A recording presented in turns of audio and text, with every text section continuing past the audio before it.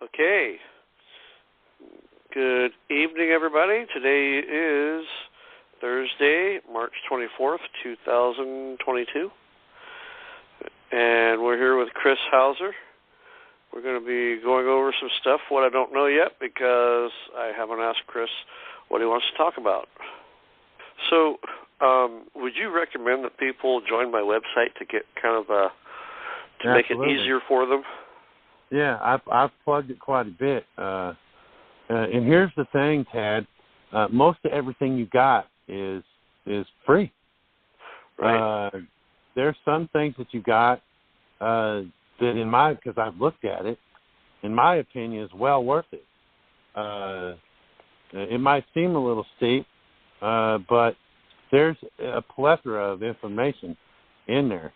There's all kinds of stuff. And you've done the same thing with other folks that you've done with me. Right. So there's all kinds of information in there.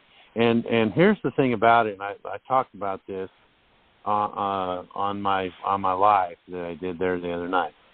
And here's the thing. You can sit and listen to me for 4 hours and get bits and pieces. But if you're not interested, if you've watched the videos and you got a good idea of the process and you know me rather well, the thing that you can do that I think's good, that what you're offering, Tad, is if you're interested in the W-8, a person can get in there and go straight to our talks and go right to all the audio of the stuff that pertain to the W-8. Right. Or the 1099-A, or whatever the topic is. That's what I like about what you've done. You've taken our conversations and you've bulked them up into the categories, so people don't have to listen to hours and hours. It's designed to save time. It is. I've gone through and listened to quite a bit of it, and I like the way that you've got it in there like that. Like I said, whatever topic, if folks get in there on your site and get to looking around, they're going to see, well, dang, I can go listen to everything he's ever said about the 1099-A. Right. Or, the contract with the Treasury. The claim of lien.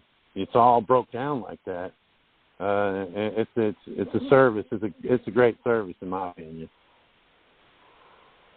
Yeah, I just looking over here at the post there that I posted earlier, see how many might have hit it. Let's see what happened this week. Today I've done some gardening and planted some vines, some more vines. I like to make wine. I like to drink it a little bit too. Let's see what's happened this week. It's been quite a bit. Did the live. That went rather well. I was kind of in the dark. It got started late. And did the talk with the group. It got started late too. It seems like it's been a late day. Late night thing. There's been a lot of folks. I've answered a lot of calls, which I haven't been doing a lot lately. Up until a couple of days ago, I started answering these calls when they came in on Messenger and talking to these folks. I've talked to quite a few veterans. One guy was so surprised that I called him back, I guess, that he didn't even know what to say. I said, you got any questions? Well, I didn't figure you'd call. I just wanted to holler at you. And, a lot of people are concerned about if I use the 1099-A, am I going to lose my disability check or am I going to lose my VA check? I haven't. And a lot of people, like tonight, the lady tonight, Dad. Right. We've corrected our status. Is that going to, is Is that going to affect us doing this? No, it's not. Look, it doesn't matter what you think your status is, whether you're a United States citizen or a state citizen or a resident of the state, or whether you're corrected your status and now you're a U.S. national, or that doesn't matter. The 1099-A, folks, and what you're doing with it is about being a beneficiary of a trust. So that's where I would go with this. A lot of people are saying, well, not really a lot. It's just something I get quite often. Well, they didn't accept my conditional acceptance, right? Or they didn't accept my 1099-A. What do you mean they didn't accept it? This isn't about accepting the 1099-A. If you've sent it into it to them or you've give it to them, then they've accepted it. They don't have, with the conditional acceptance, they don't have the option to deny it. That's not part of the contract. The contract is meet these conditions or give me your power of attorney. There isn't any, no, I don't accept this. It's too late. Some folks are saying, well, I'm getting the conditional acceptance back. They never signed for it. It doesn't matter. Because by the postal rule, if you study the postal rule, you're going to find that they've already, the post office has accepted it for them on their behalf. So it's not about, if I get this thing back, then I guess I'm just out of luck. No, that's not. If you get it back, they got it. If it gets sent back to you and they haven't even detached the green card and signed the green card, they got it. That's the language of the postal rule. Okay? So don't worry about it. And they didn't accept my 1099-A. What do I do now? If they don't accept your 1099-A, do the conditional acceptance. If they send it back to you, do the conditional acceptance. If they don't send it back to you, do the conditional acceptance. Because they've already agreed that they took it. I was talking to one of our crew today, and I told her that over the last 3 weeks or 4 weeks, I've been advising y'all to, when you do the letter to the credit card company, when you do the letter to the, whenever you're sending this letter out certified with the 1099-A or the coupon, if you write in there the postal rule, and then you put right in there alongside or underneath the postal rule, this is a common law contract, as the postal rule states. You hereby agree that you accept the 1099-A as payment. Write that in with it, too. That's just clarifying what the postal rule is already saying. They've accepted the contract. I've said it before. When these circuit courts and sessions courts send you these certified mail return receipt summonses to appear, they're already considering you appeared. You have appeared. So deny that. If you get a summons, if you get a slip in your mailbox, says come on down to the post office, you got something certified, it'll usually say who it's from. If it says that it's from the circuit court of whatever county, tear up that pink slip and throw it away. Every one that you get, tear it up and throw it away. If you go down to the post office and you say, I've got something certified down here, what is it? They'll show you what it is. But until you sign that green card, they won't give it to you. They'll put it in front of you to sign. They won't give it to you. It's their policy. You have to sign that green card, and the postmaster has to rip it off and then hand you the envelope. If you go down there and you ask, can I see what I got? They're going to return it back unreceived. Right? They're going to turn it back unreceived. If you don't answer it at all, if you don't go down there at all, if you don't go down there to the post office at all, you don't answer the mail's call for that, it's going to go back undelivered. And in most cases, they're going to send a process server out with it to try and serve you. There's a difference. It's going to go back unreceived or undelivered. However you go at it. That's basically the same thing.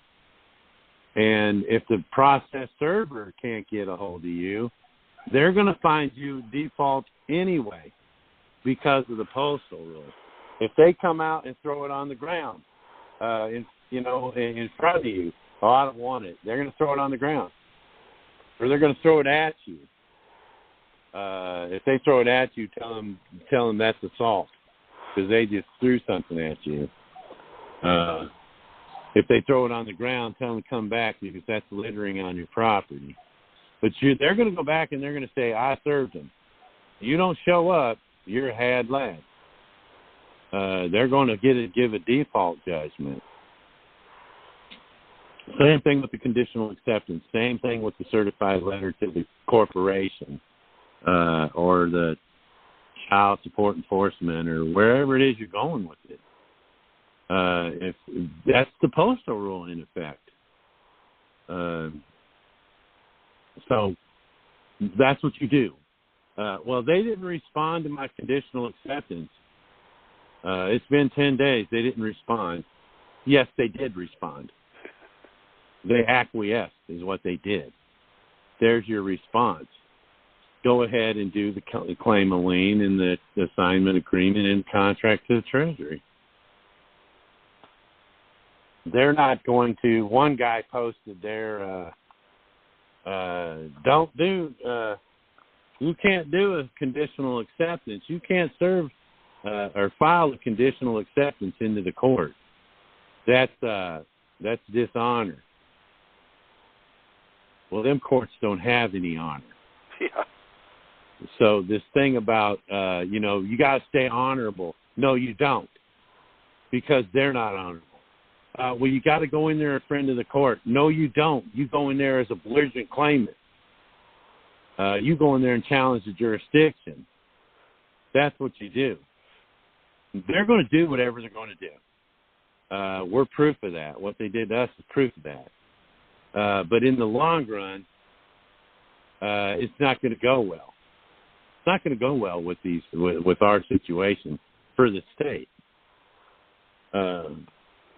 And stay tuned to that one, folks. They are going to. Oh, and by the way, all y'all listening out there that have seen the video on YouTube, TN Courts, I got it in my playlist of the Court of Criminal Appeals. If you watch that video, I appreciate it because they're at almost a little over 2,900 views. If you go on TN Courts and on YouTube channel and go on TN Courts, you're going to see that I think the Supreme Court, the highest amount of views is like 600. So thanks a lot, y'all. You blew that up. And this Supreme Court case it should be live too. It'll be on the 6th of April, starting around 9 o'clock Central Time because it's in Nashville. You should be able to go on tn.court and look up the live, and you'll see the Supreme Court. They're doing 3 cases that day, so, and I'm not sure which one we are, but they start at 9 o'clock. And if you want to watch it live, you can. If you want to go back and watch it, they should post it. It should post as soon as they stop recording. But then again, I don't know. In the one thing I did notice in the Court of Criminal Appeals video is some of it was redacted. I watched the live, and one of the justices said, well, this seems like a civil matter to me, because they started talking about UCC and things that had to do with civil law. And he said, well, I didn't really pay that much attention in law school in the civil classes. And this guy said this, and then they redacted it. So if you want to see what really goes down, you'll be able to see it live. You should be able to. And I think it's open, too. I think it may be open to the public, or at least to those invited. I've watched a couple of them to see how they go, and they are letting people into the courtroom. They could have something to do with the case. I don't know, but that's what's going on with that. That'll be a week from Thursday, I think it is.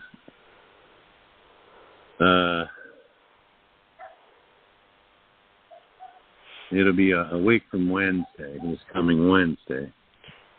So if y'all not doing nothing the morning of Wednesday, the first Wednesday in April, Wednesday, log on there and check it out. Yeah.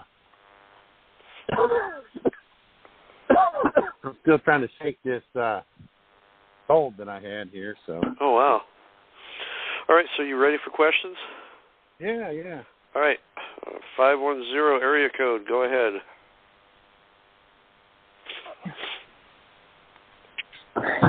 Can you hear me?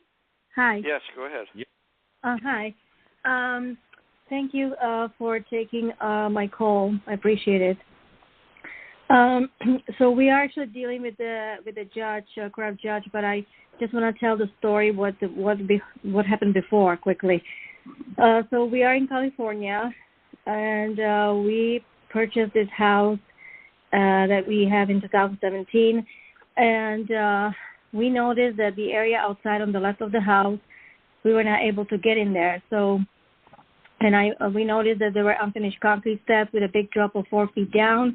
It was a hazard area, and there was only partial fence between us and the neighbor, and it's on a hilly side. We thought it was just unfinished construction and something we could do later on and able to fix. We also noticed that the neighbors that live next door on the left side of the area, of our house, they were using this area and blocking it they're blocking it for us to enter the area. It was very messy, and there was a lot of debris and garbage, and we were not able to get in there. There's also a electrical main panel. We were not able to get to it and fix it, and neither any of our contractors were able to get in there. So we wanted to have the access to the area. We wanted to build the rest of the fence for privacy and the rest of the concrete steps in order to get to our backyard. But since we were not sure where the property line was, we hired a surveyor, and so they marked the area and the property line, and so we knew where the property line was. But during that time, unfortunately, my husband got very ill with autoimmune disease, so everything slowed down and got delayed.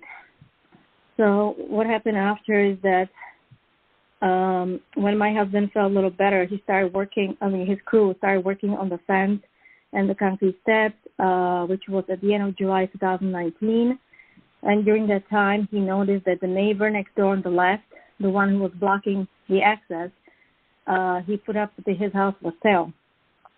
But we didn't think much of it. We just minded our business, and we were finishing what we had to do in that area.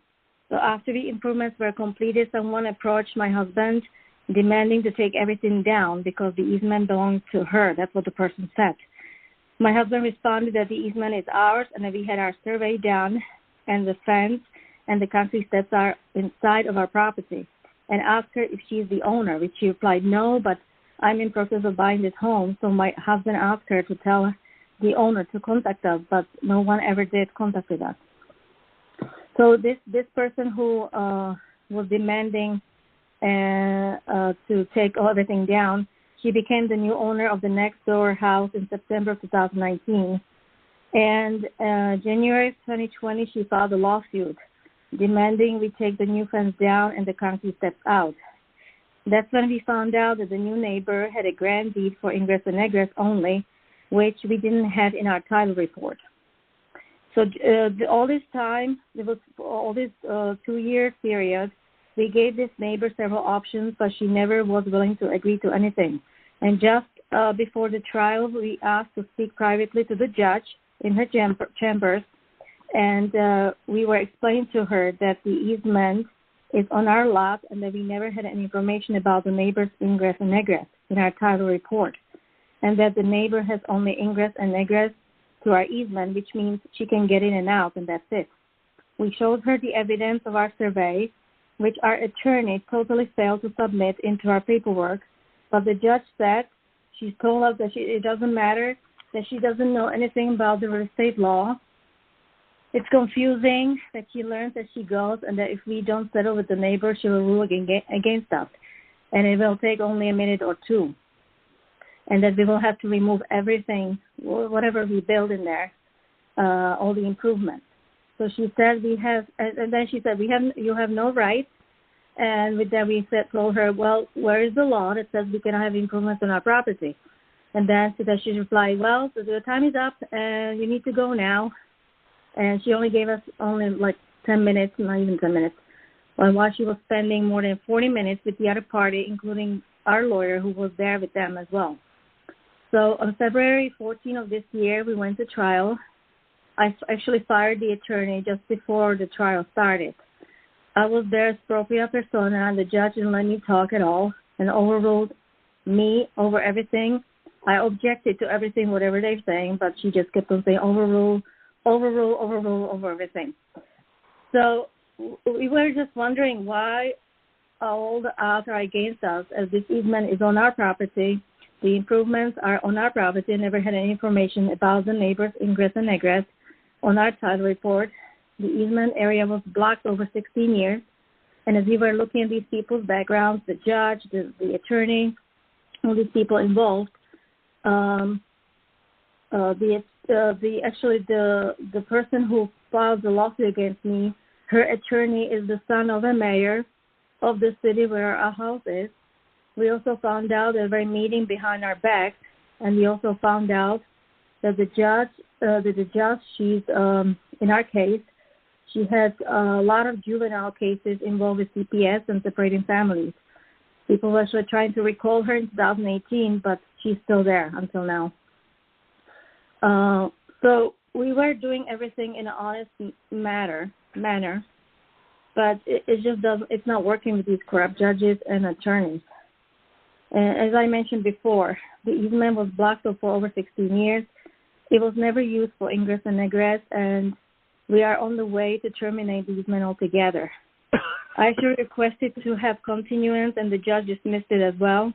She told me that the trial is over and that I cannot appeal or do anything. The opposing attorneys also proposed a judgment with permanent injunction. That's bullshit. Not a lot. I'm sorry? Let's just stop right here. That's bullshit. Okay, sure. You can sue anybody for anything. And to say that there's nothing else you can do and you can't file an appeal is total bullshit. Okay? We could go on and on with the story all night long.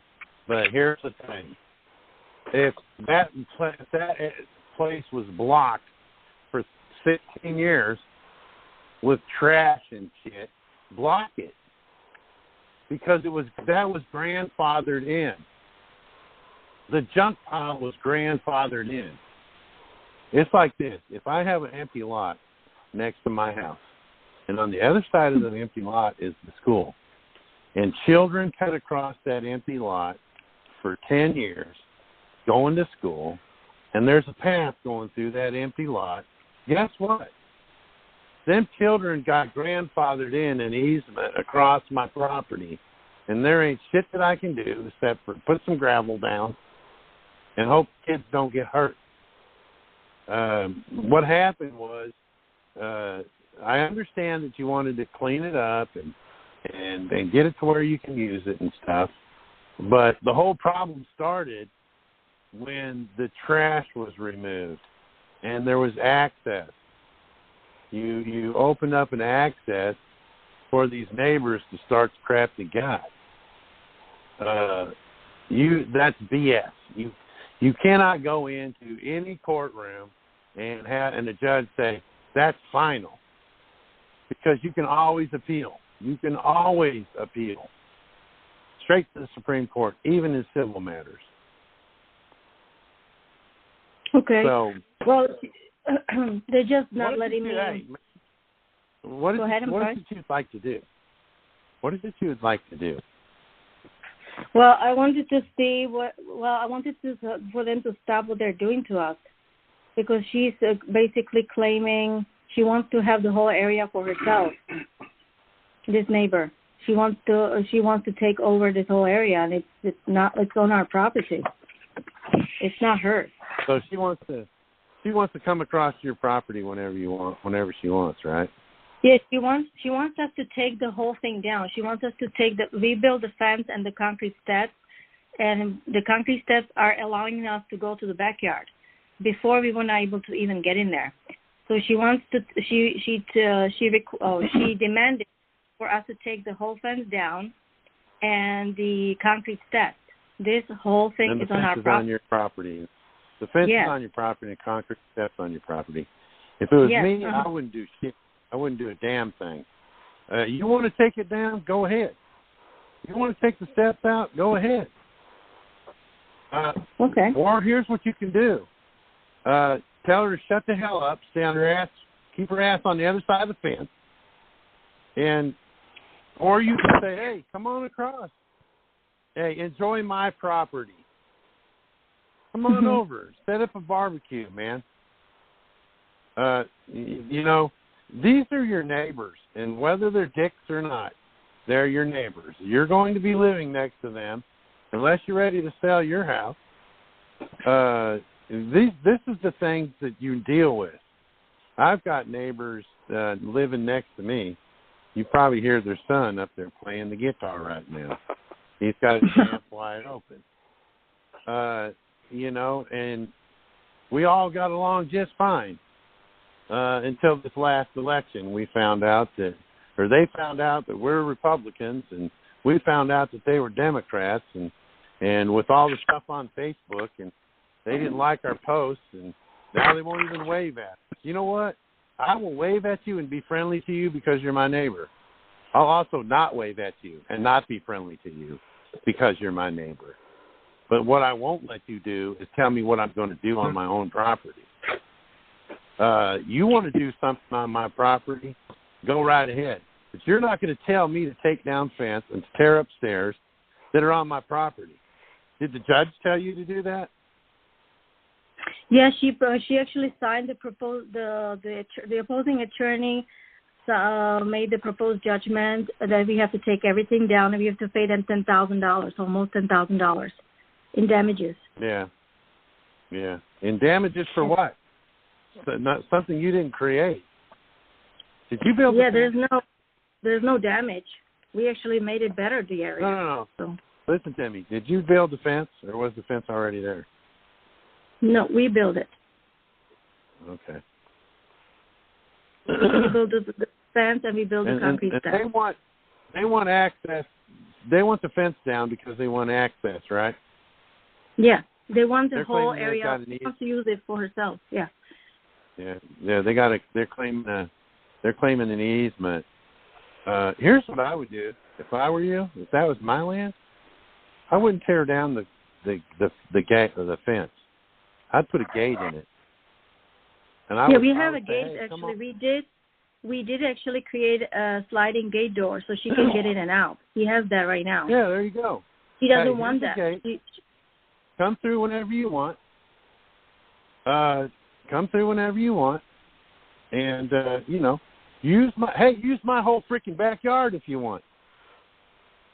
But she's crazy. She's just a crazy person. You ever heard? Yeah, you ever heard of killing with kindness? Look, this is taking up quite a bit of time. Look, if you don't want to mess with, here's where you made your first mistake. You try to go to court with them. You try to get in there and let the judge do the right thing. When you're talking about a corrupt system, that's the first mess up that people do. They go in there thinking they're going to get justice. You ain't going to get right rule. You're going to get screwed because it's the golden rule when it comes to them clowns. The only thing you can do is shut them down. I would suggest serving all their asses with conditional acceptance. Yeah, she sued me. She sued me, and she's just trying to get hands on this land, which doesn't belong to her. But is it something do you think there's something we can do with the conditional acceptance against these people? Absolutely. Okay. But do you think that I should? Sure. Go ahead. I'm sorry. Put a lien on them. Go ahead. Okay. Put a lien on them. Yeah, because we were thinking. And lien every damn one of them. And then that way, if they want to say, you got to tear down this fence and do this and that, yeah, I will as soon as you pay me my freaking money. Oh, okay. Because there's also insurance involved. They hired this attorney, and he totally failed. And we were going to do the shall we also bring the Secretary of the State as a witness with the conditional acceptance? You do that in every conditional acceptance. You always serve the attorney generals in the you always serve the attorney generals in the conditional acceptance. And also, she doesn't let my go ahead. She doesn't let my spouse to talk at all at the court. She actually sent him to the back of the courtroom when he was trying to speak. This lawsuit is it's only against me, but she doesn't want him to talk at all. And how can we? Too? I'm sorry. Does he own the house too? No, he's not. He's not. So you're the only one that owns the house. Yes. Because shall I but he's put him in the? Is he your husband? Yeah. We are by God, but not on the certificate. Yeah.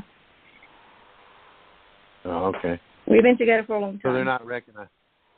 It's your trust that got sued. It's your trust that got sued, and because your trust and his trust wasn't married, she tells him to shut up and go to the back of the room. Yeah, we have kids together and everything. So.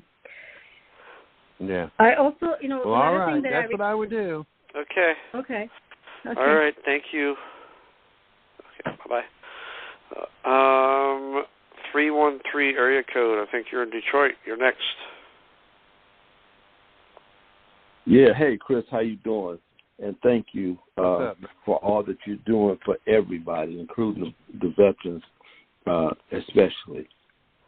Now, I got a question with this 1099-A.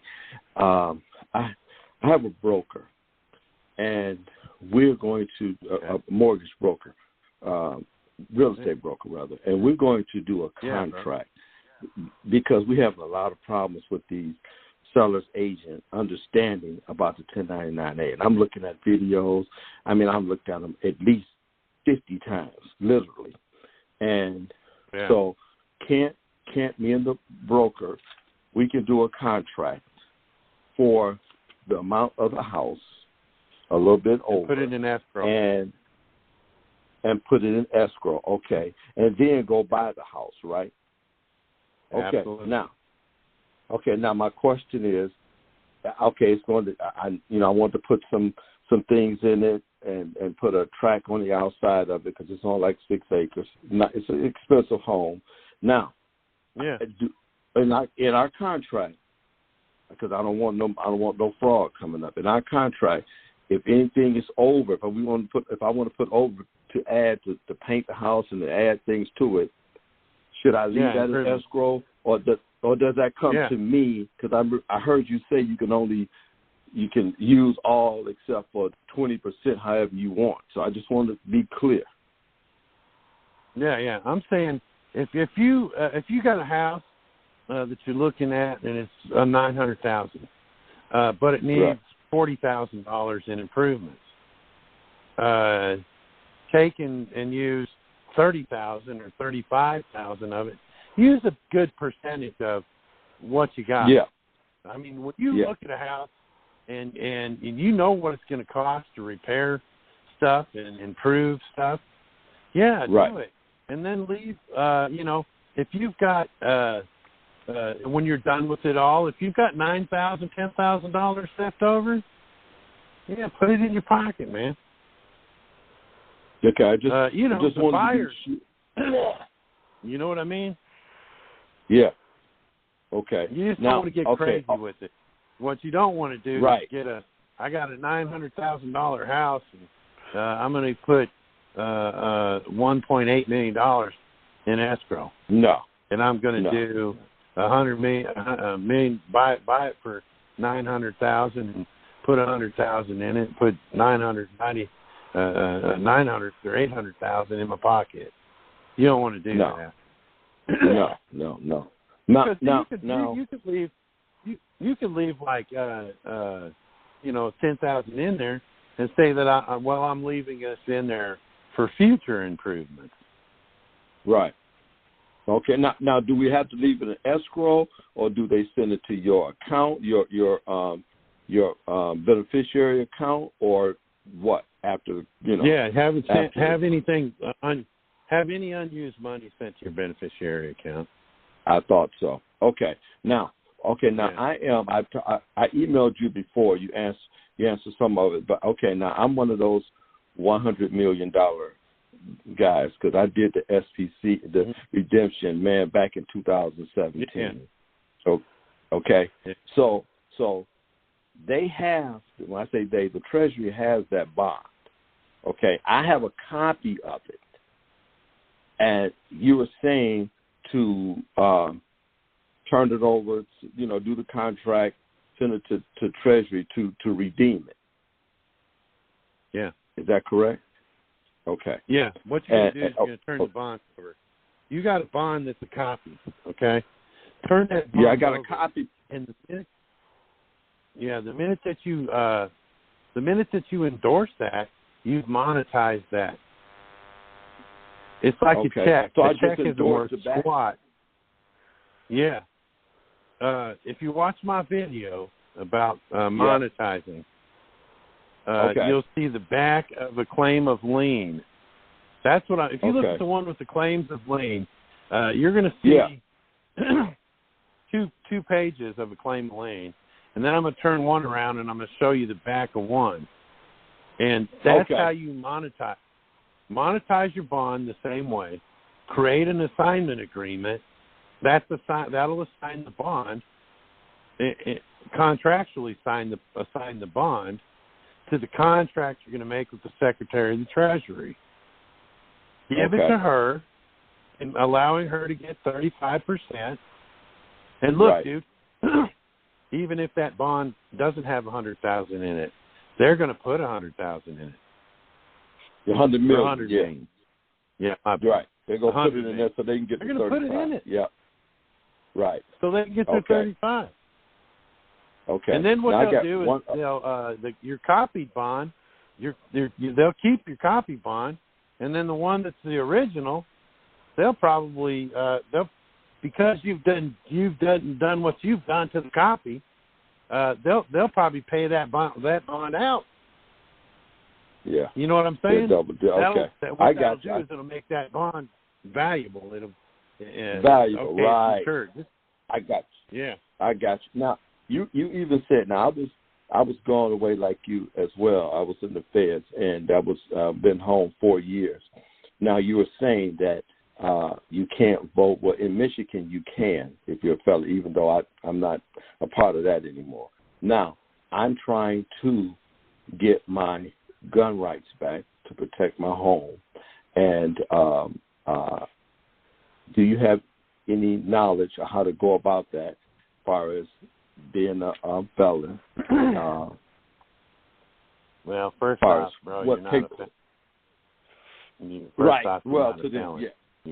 Right, because that's the all caps thing. Yeah, it's the trust that lost the gun rights. How's a piece of paper going to issue the gun? I'm sorry? You know, I would suggest anybody whose trust is a convicted felon to go out and get a gun, put it on your side, walk around all over the place. But if you're talking about getting it to protect your home, I'd get one. Right. Yeah. Let me tell you this. I got them. I know. I saw you on your video. You told me that. Yeah. I got my gun. Now, for as far as home protection, I got them. I got more than one. Right. I got an 11-year-old boy that'll blow your freaking brains out if you come in our house. He knows how to shoot. Yeah. When it comes to protecting your house, I don't care what they say I can and can't do. I'm going to do whatever it takes to protect my home and my family. Right. But now, if you want to get your gun rights back, there's ways for the trust to get the gun rights back. It's going to cost you. Yeah. It's gonna cost you Okay. some money. You got to play. You got to play ball. Right. Play ball. You'll have to get bonded and all that other stuff. Right. But it's just like getting. I live in Tennessee, and you can't get your voting rights back. Not without getting. Well, I'm calling. Yeah, I'm calling. My number's Detroit, but I'm between Detroit and Atlanta. Right now, I'm in Atlanta, so I'm right next door to you. So I understand. Yeah. So in Tennessee, you got to go. You get pardoned. You got to get pardoned to the governor, and and that takes some money. But once you're pardoned to the governor, you greased enough palms. They're going to pardon you, and yours is fed. So, I don't know how that situation will work with fed. I got you though. I see which way to go. I sure you could probably do it. Hey, here's what you do, man. Call the U.S. Marshals. Call the U.S. Marshals and tell them your situation, and say, hey, man, how do I got my voting rights back. I was wondering, how do I go about getting my gun rights back? They're going to be able to tell you how to go about it, and I'm sure there's a way. Okay. All right. Well, thanks so much for taking my call, and keep doing what you're doing, because I'm praying for you and your family every day. All right, bro. Appreciate you, man. All right. Take care. Thank you. Okay. 530 area code. You're next. Go ahead. Hey, Chris. Thank you so much for all the work that you're doing, your time and everything. I didn't have so much of a question at this point as just mentioned. I sent you an email and Facebook Messenger. I may have a way to help out with the shortage on the 1099As, but I don't want to just throw everything out there without talking to you to clear things and stuff.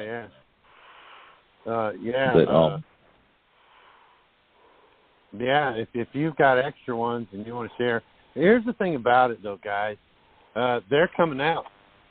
Every day I see, I got mine.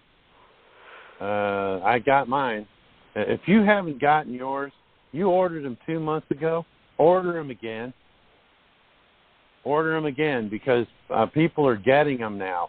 And the people that aren't getting them now, when they order them, they've ordered them just recently, they're being told you'll get them in 10 days. Or you'll get one guy posted on there, they told him that he'd get them in 3 weeks. So they're coming. They're coming out there. Okay. You can put it out there, bro, and share them with whoever wants. Yeah, whoever wants you. I don't have any myself. All the orders that I tried to place in different places and stuff, they placed the order and then I got a notice that they were out of stock. But I actually have a way to print them and stuff. It's just to properly print them on the proper paper and everything. Yeah, Go I've ahead. seen them, say, a little kit that you can buy that actually it has the ink. The ink cartridge or something, I think. You can actually buy them and then print them out. But then you have to do the B's and the C's. Office Depot, when you guys go to these office supply stores and get the 1099As, they won't have the copy B and copy C. But last week I spoke with a lady at the IRS, and she said that you can use those A's, or 1099As with the A copy, and then, but you have to print off copy B and copy C. So, and when you make those like you're talking about, it'll just make copy A. Then you turn around and print off copy B and copy C. And then just send them together. Right. Yeah, and it's on special paper and the whole 9 yards. But you can look for Denny Judson in either messenger or email if you want to follow through or not. But I wanted to throw that out there because so many people are just like clamoring, and if there's a way that we can do it to get people some.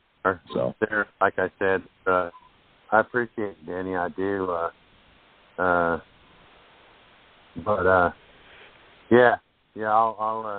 people that are people that contact me and are saying I ordered them, they're not coming. I'll direct them to you if you don't mind.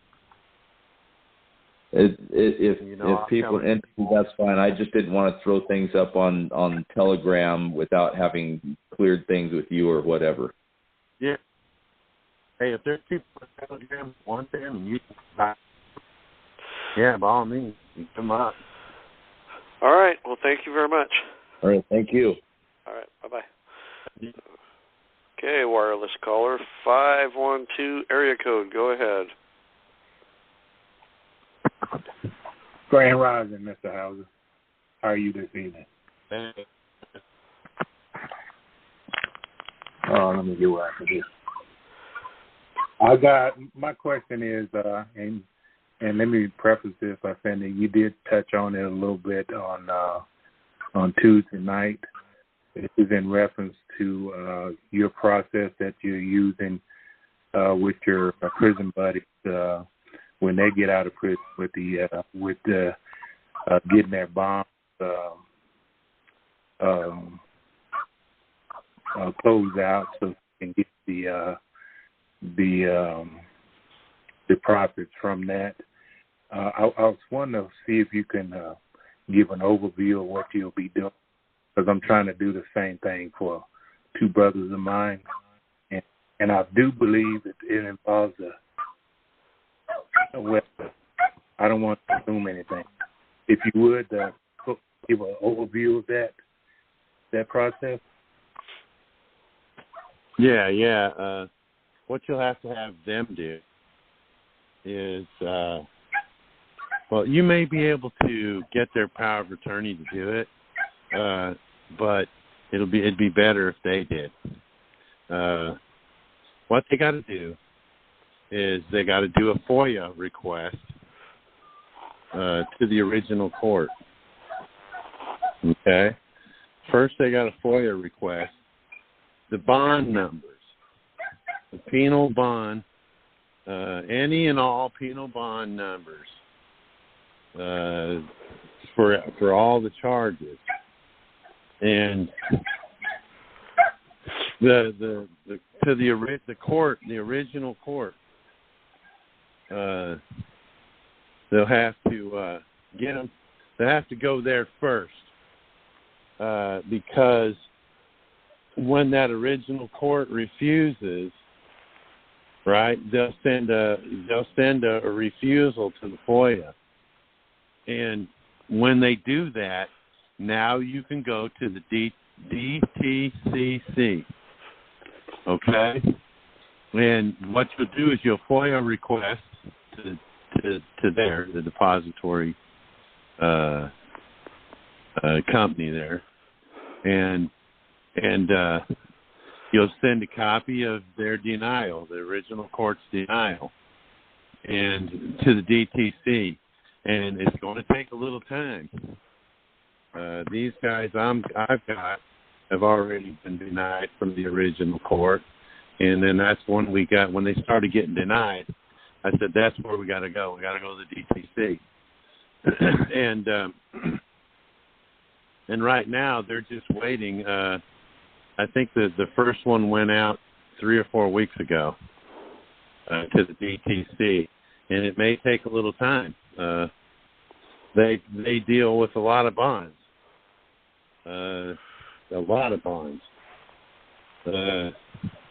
And then once you do that, you're going to, once the DTC sends those bond numbers back, and your inmate, the family or friends or whatever, they need to have the DTC send those bonds to a family member, street address. No P.O. boxes. It has to be a street address. And that's where, once you get those bond numbers, you can call your family in prison and tell them the bond numbers. You can do that over the phone.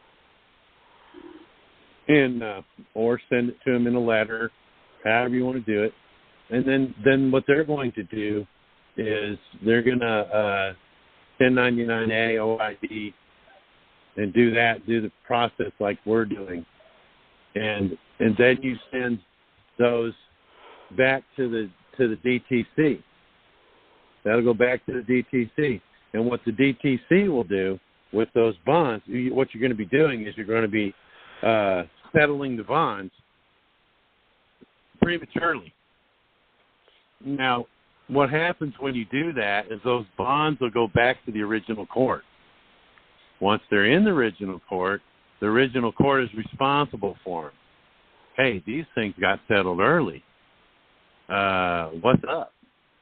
And now the original court is stuck with these bonds. What do we do with these things? If we keep them, then we're responsible for them. We're the ones who have to pay back what's already been used out of them, so to speak, just to make this a little easier. They don't want to do that. So they return them, and then they're abandoned. Okay? That's where you come in. Because they're abandoned, now you can turn around and do your 1099As for abandonment of secured property. Okay? Okay. So getting back to the when you do the request for send the 1099As to the DTC, then that would make the DTC the lender, and you as the okay. So, what you're going to do? Is I've got the documents that you send to the DTC, but I don't have them on the handy right now. Let me see if I can remember. Okay, I can email you, and I'll put the heading on there, DTCC documents, as a subject line. Hang on just a second, and I'll tell you.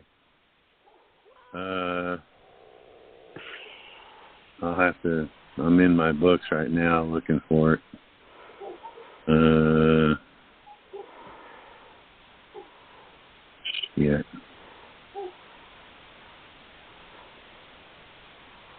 Let me see here.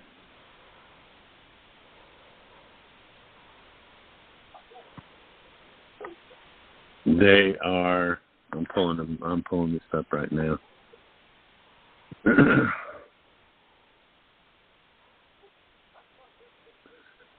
They will be.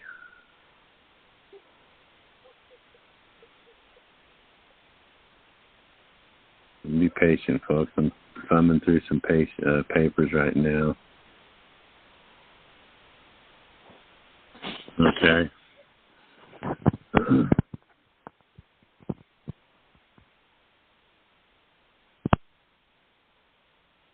They got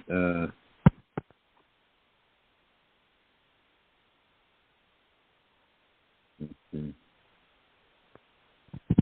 The first three bonds are the SF-24. It's a bid bond. Performance bond is SF-25, and the payment bond is SF-25A. The next three bonds. These are the 6 bonds per charge. The next 3 bonds are the SF-20 or 273, SF-274, and SF-275. Which may not apply to a state case as opposed to federal cases. So those second 3 bonds, set of 3 bonds, may or may not apply to state cases, but will apply to federal. So if you're you got federal bonds, there's 6 bonds against each count, and they can be these bonds could hold a $2 million value each. We're talking about $12 million. Okay. So let me see. I'm trying to get to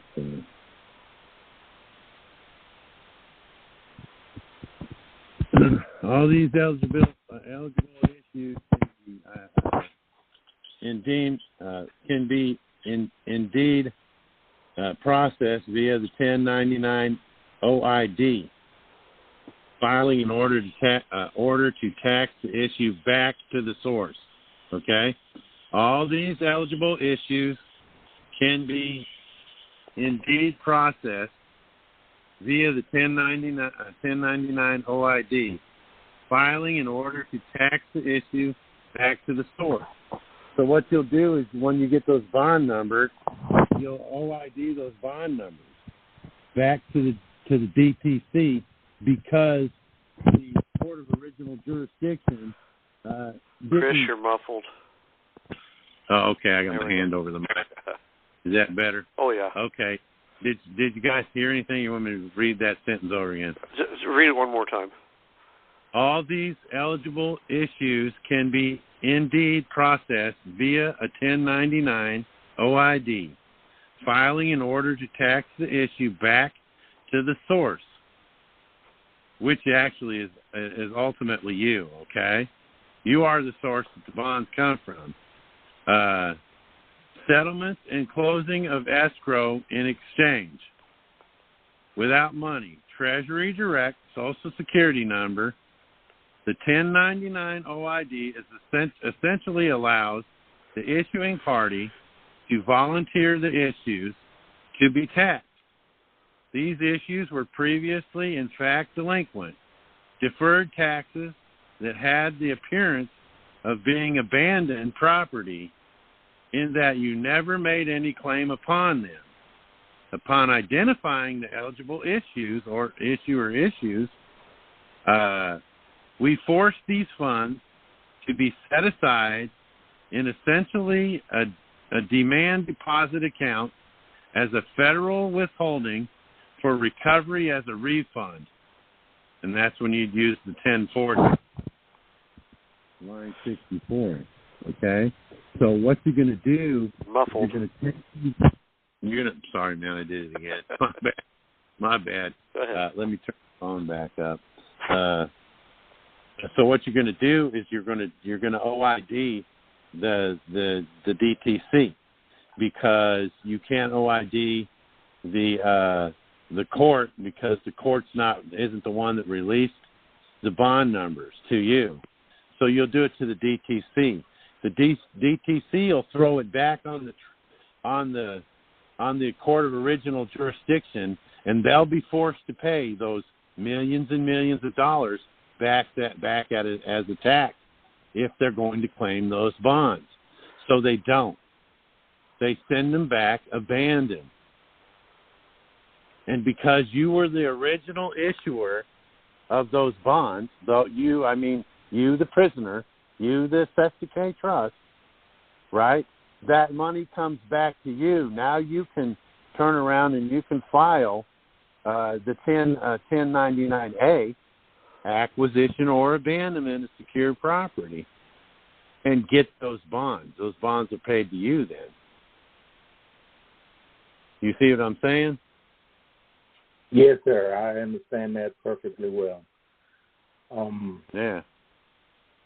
So 2 things I would have them in place the beneficial account and make sure they have the street address. I probably just haven't used mine. Yeah. Yeah, if it's your kin people or whatever, have them use yours, because you're going to be the savvy one that's going to be working this form. Like I said, you can get them to give you a power of attorney, limited power of attorney to do this process for them. My guys are doing them straight up in prison. One of them has given me power of attorney to do it for him, just in case the stuff in prison goes south, in case they try and shut him down doing it. They tried to, here a while back, they tried to keep them from getting the tax forms, the OIDs and the 96s and stuff, that they were having shipped straight to the prison. Oh, this is some of that sovereign citizen stuff. You can't have these. I made two slick phone calls, one to the commissioner of the Tennessee prisons, and when I didn't get an answer back, I left a message on a Thursday. When I didn't get an answer back by Friday, Monday morning I was talking to the Inspector General of the United States Treasury. Actually, he's a Deputy Inspector General. And within a matter of 12 hours, my friends got their documents. Yeah, they don't play around. So, okay. But it may be wise to have them give you a limited power of attorney to do this for them, just in case they can't. You know what I'm saying? You'd be working it on both sides. Okay. You're going to be the one initially getting the bond numbers. Then you'll give them to them. So you could do it for them, or you can, because they gave you power of attorney to sign these tax documents on their behalf, and that's what your limited power of attorney will be. That's what I'm doing for one of my prison friends. The other 3 are working together. They're working together. So, because our thing about this is, if these guys can do it inside the prison and get released with a big fat check, then there's no need for me to do this. You know what I mean? As with power of attorney, and that's what I'm hoping this stuff will come. What this stuff will actually come to, prisoners will be able to start getting released, and yeah. Okay, thank you. Because of the incarceration rate, with the only 13% of the United States is of black descent or African descent, and 78% are incarcerated. We're going to have a lot of millionaire black folks. Yes. May turn Looking forward to that. Looking forward to that. I am too. I think that'll turn some tables, my friend. Just a quick right. add-on. Do you have a sample for your request for the DTC that I can email you for? And then you can probably pick one. You can probably Google one.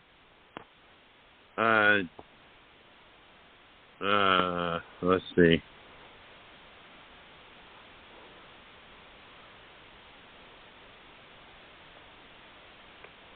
Yeah, you can.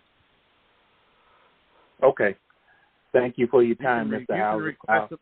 According to this, you can request them online, bro. Okay. Yeah.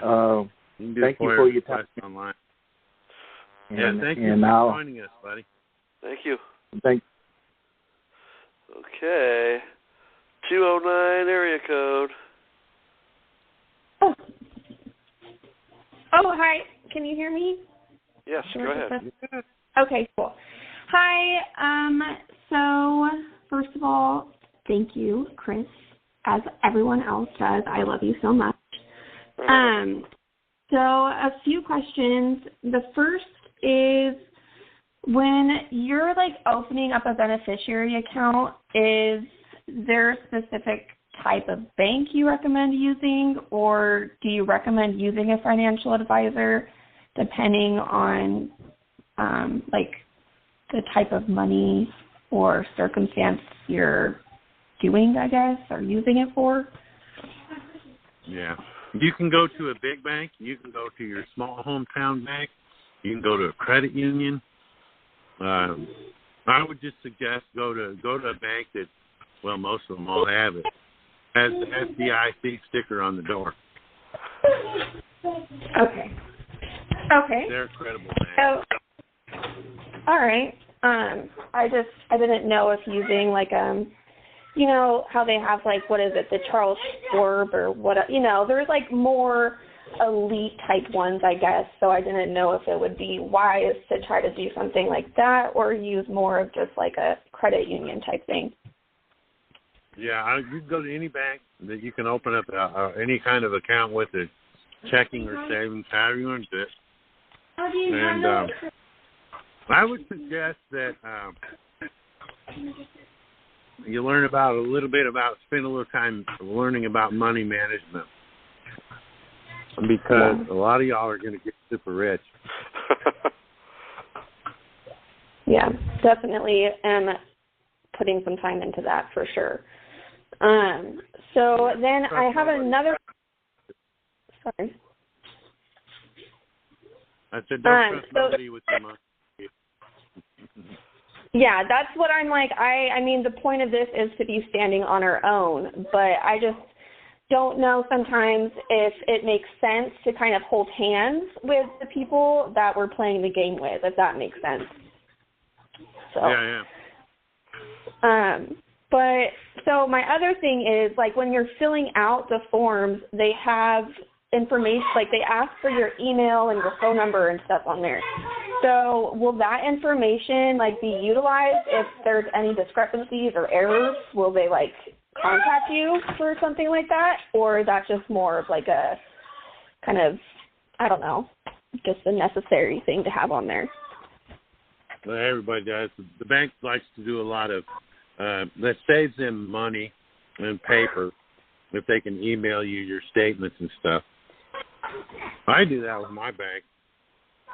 They still send me paper statements. I'm like, look, I don't need that. I know how much I got in my account, and I know when money goes in. I'm checking it about every day. So. Okay. That's okay. So they can contact you. So, because I have, I've sent in the 99A for a home. I'm doing a private transaction between somebody I know. So I'm just wondering, if there was anything, sorry, my daughter is freaking out, if there was anything that, went wrong or anything like that, if either one of us would be notified or if it would just, kind of go away. So they're going to let you know. Okay. Okay, cool. Wrong. Okay. They're going to let you know if there's something wrong that needs to be corrected. All right. And that's good because we learned by that. Exactly. So and that kind of leads me to my third and last question is the corrected part on the 1099-A. So I've been seeing people in the chat talk about using the online system, which I'm in agreement with you. I don't necessarily feel right utilizing because there's no wet signature. But they've also been saying that you can submit these in order to kind of get that approval via email and then perhaps send in the paper form of the 99A using maybe the corrected, like using that corrected checkbox. And then once they receive the paper form, if that would cancel out the online submission. Does that make sense? It should. It should do that. Okay. So, I mean, because that would kind of be a remedy, right, for a proof of funds type thing for all of these people that are. I think I am a straight up try it guy. If y'all got an idea about something, if it works, then if it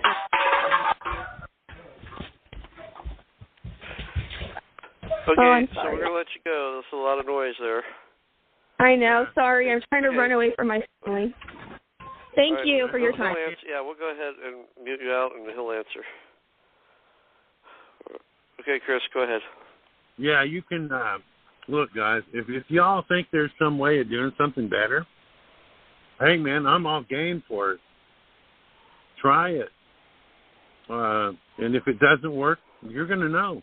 If it's gonna work, you're gonna know too. I'm all about trying. You know, it's like when I was in school, I was shy. You know, I wouldn't talk to girls at all. And then I got in the military and got bold. And I figured one day that hey, just ask them if they want to go, if they go home with you. You go to a club, you want to go home with me? Now, what's the worst that's going to happen? They're going to slap you in the face. Their boyfriend might beat you up. You know, try it and see what's up. I don't never claim to have the perfect scheme of things. Anytime you think of something, you know, more than likely the Heavenly Father's put that thought in your mind to start with in the first place. So run with it. You want to e-file, but I would suggest pray first. All right, so we got somebody else here. We got a lot of somebody's. 318 area code. 318. Go ahead. Hey, yes, this is Amanda again. Thank you for taking my question.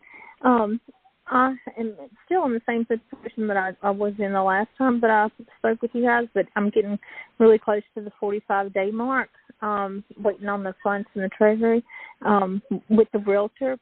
The sellers, or the homeowners, are not wanting to wait no longer than 2 more weeks.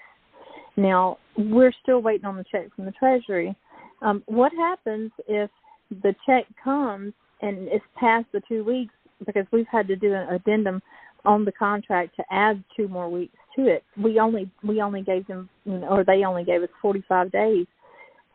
Is it possible to still use those funds to go toward a different house and do a corrected? Yeah, just make the correction.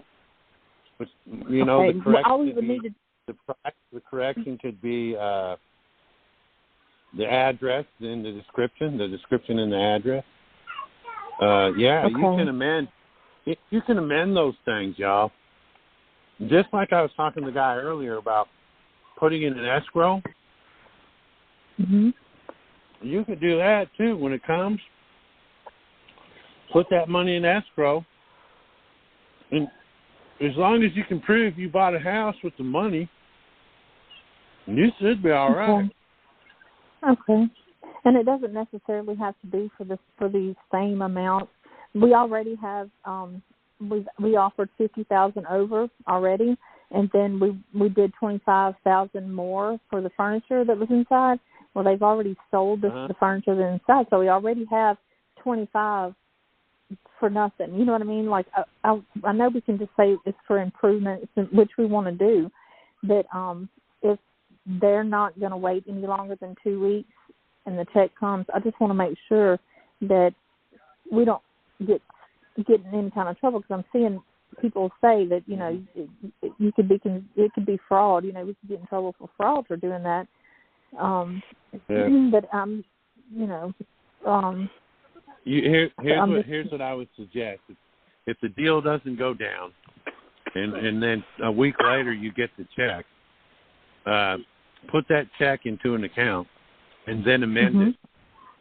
Find what you're going to do and amend it. Just amend the document. And if you buy a house that is a little less than the one you were looking at, take the rest of the money and do improvements. Okay. You know, who doesn't want a swimming pool in the backyard? Right. If it's got a swimming pool, why not put a tennis court in or a basketball court and a grilling area? Right. You know what I mean? Yeah, I do. And you did say as long as you can show that you've used most of the money to buy the house and to make improvements, and you've amended it, there's not going to be any problem. Okay. And you know, here's what's bad. Here's what's bad. What if they bail out on the contract, and then you get the check a week later, and they haven't sold the house? Exactly. You know what I'm saying? Exactly. Well, who would get the money? It's actually going to be Wouldn't the seller of the house get the money? No. The money is my realtor set it up to have the check mailed to her. Okay. And she's going to disperse it. So she's willing. She was the one saying, "Hey, you know, well, let's just don't." She can get the money and put it in escrow, and then I'm sure she's going to be happy to find you another house. Oh, definitely. She said build one if we have to. You know. That's what I suggest. Why buy a house that isn't the perfect house when you can build the perfect house? Right. Okay. I think that was pretty much it. But I know you said that it could be up to 60 days before we receive a check. Definitely. It's getting closer to 45 now. We didn't include the weekends or the mailing, because she's going to have the check mailed instead of direct deposited deposited into our account. Should we have included the weekends or not? This is for the next time. 45. It's 45 calendar days. Yeah. Oh, okay. So we shouldn't worry about it. That's like really getting close to 45 days. It's not next week sometime. If they don't want to wait, they may be out of the sale. Yeah, well, they're not going to get what. They're not going to get what we're. If you come out of that deal and 2 weeks later you get the check, I would go back to them with a lower offer. Yeah. I sure would. Yeah. I got the check now. Hey, you want a deal? Okay. Yeah. You know how we're going to give you 50,000 over? We're only going to give you 10,000 over. Right. And only because you waited as long as you did. Yep. Yeah, but you leave that up to you guys. Yeah, I looked up with a realtor that's willing to work it out however it needs to be worked out. And from what I've gathered, they filled it out, exactly like it was supposed to be. The forms, they filled them out just like they were supposed to fill them out. So, and see that now what if we about this? Those realtors out there that are are the first ones to do this, they're the ones that are going to be going, hey, let me show you how you do this stuff. Give me $5,000 and I'll show you. Give me $5,000 and I'll show you how to sell a house. That's right. Yeah, that's exactly right. Now, we put $2,000 down. Did that go into escrow? I'm kind of confused about how that works. Whenever you put a deposit down, they just wanted us to put a deposit down. We bypassed the title attorney because he was asking too many questions and, was thinking it was a fraud and all that. So she decided to take him out of it for now, but that $2,000, did that go into a escrow? I don't know how that works. Probably going to, that $2,000 is probably going to go to the seller. Okay. Or it's kind of like to show that we're serious about. There's a name for it. Something money. It's basically we're gonna hold this, and we're gonna hold this for you. We're gonna take it out of the market. Yeah, and we're gonna hold it for you. And that's what it costs us. If the deal doesn't go down or you change your mind, we lose I it. just had it on the tip of my tongue. Yeah, I forget. Escrow. That's okay. I know it's escrow. It's got a name. It's a name that they call it. I can't remember. It's one of those things. I'll think about it tonight, right before I lay down. All right. All right. Thank you for calling. All right. Thank you so much. I appreciate it. Yes, sir. Yeah. Okay. 410 area code. Go ahead. Okay. How you doing, Chris? Can you hear me? Yep. Yeah, go ahead. We got you. Hello. Can you hear me? Go ahead. Oh, okay. Hey. So here's the question I have. So my wife, she just recently found that her biological father, who was in the military, unfortunately he passed away in 2008. So she basically got all this information of, his honorable discharge, and he had a case with the Agent Orange. So I guess my question would be is, she already tried to get his benefits, and they denied her. So what else could she do to either find out what he has there waiting for her, or what to do with that? Okay. Yeah. I deal with this weekly. Okay. The only one that can get benefits is a spouse, but with his case with Agent Orange, if she had any illnesses or defects that are in the category, she would be eligible for benefits herself. Like during Vietnam, a lot of these guys were coming home and they were having children that were born without limbs or deformities and things like that. Some illnesses are covered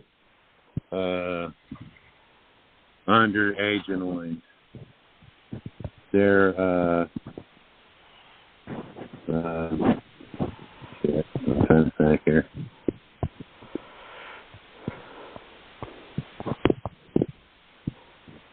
Defects. Yeah.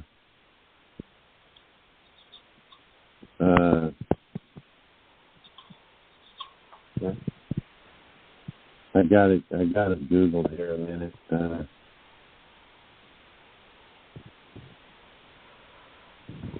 Let me add birth defects to that. And your microphone's muffled. Is it? It shouldn't be. Spina bifida. That's it. A defect in developing fetuses that results in an incomplete closed spine. is associated with veterans exposed to Agent Orange and other herbicides, qualifying services in Vietnam and Korea. Mm-hmm. She cleft palate. Okay. Cleft palate. That's another one. Right. Well, she's the only child of her dad, and we do have a son that's 11 years old. So, he's really good and all that stuff. But I think my question would be, what I would want to know, because we looked all that up as well. I think the one that we want to know is how can we go about, because they denied her, I guess, rights or benefits the first time. Like, how can we, send them something saying, look, we want to at least, you know what I mean? I'm trying to figure out how we can do this I know what you mean. How long ago was she denied? Last year. So probably around this time last year. Really? She needs to appeal. Yeah. If she's been denied, she's got a year to appeal. Okay.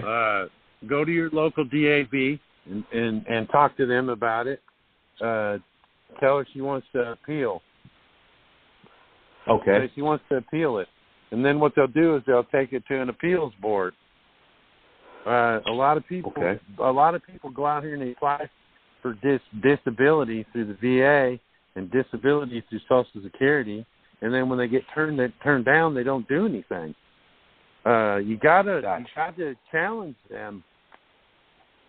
That's what I do. I'd have her go tomorrow. Well, you probably ain't gonna find it that fast. A lot of them only do stuff 1 day a week. Some of them do 3 days a week. But I would go find your closest DAV, Disabled American Veterans, and see if you can talk to a service officer.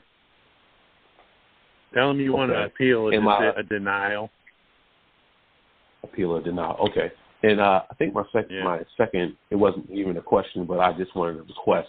Do you have any information or that you can email me? You have my email. I've talked to you before.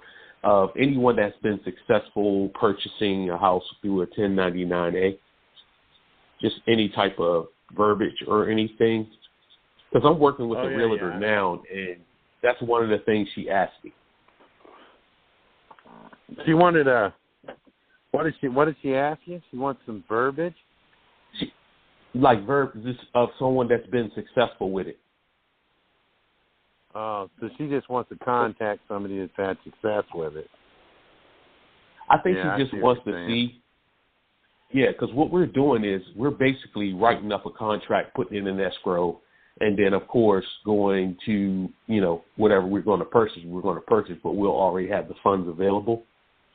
Like a lot of the other people were actually talking about earlier today. So I think she just wanted, some type of proof or, just something stating that someone, did this process. Or, you know what I mean? Yeah.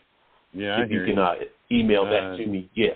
I'll send you an email with the send me an email. Subject being this. Yeah. All right. Okay, thank you very much. And honestly, thank you for opening my eyes and continue to do what you're doing, brother. You're truly a blessing. Yeah, man. Get your wife out there and get her signed up. Get her back in the benefits. Oh, man. Oops.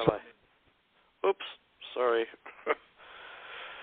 Okay, 517 area code. You're next.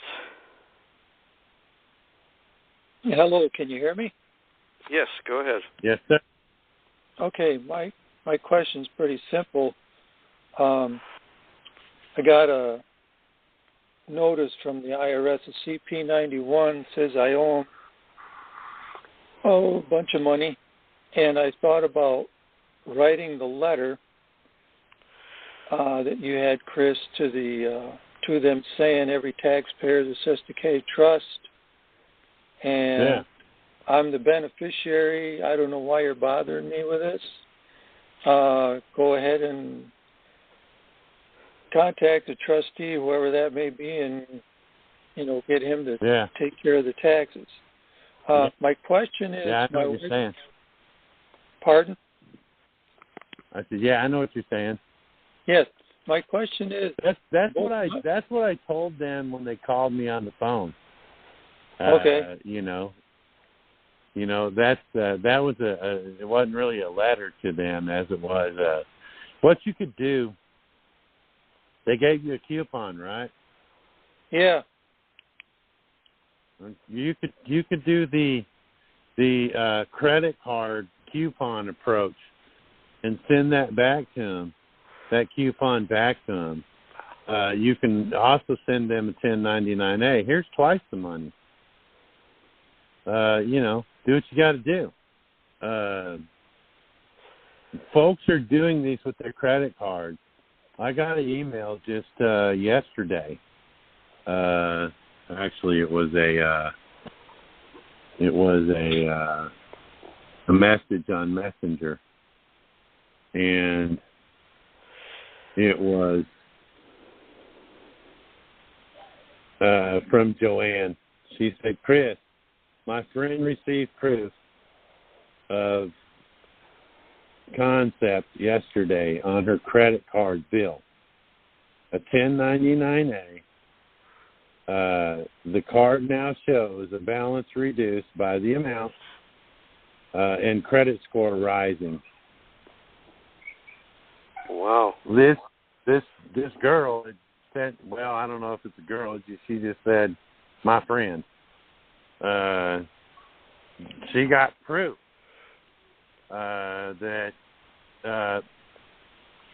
what it is folks out there don't want to do the whole amount on the credit card so that they can keep the credit card. They want to keep their credit card.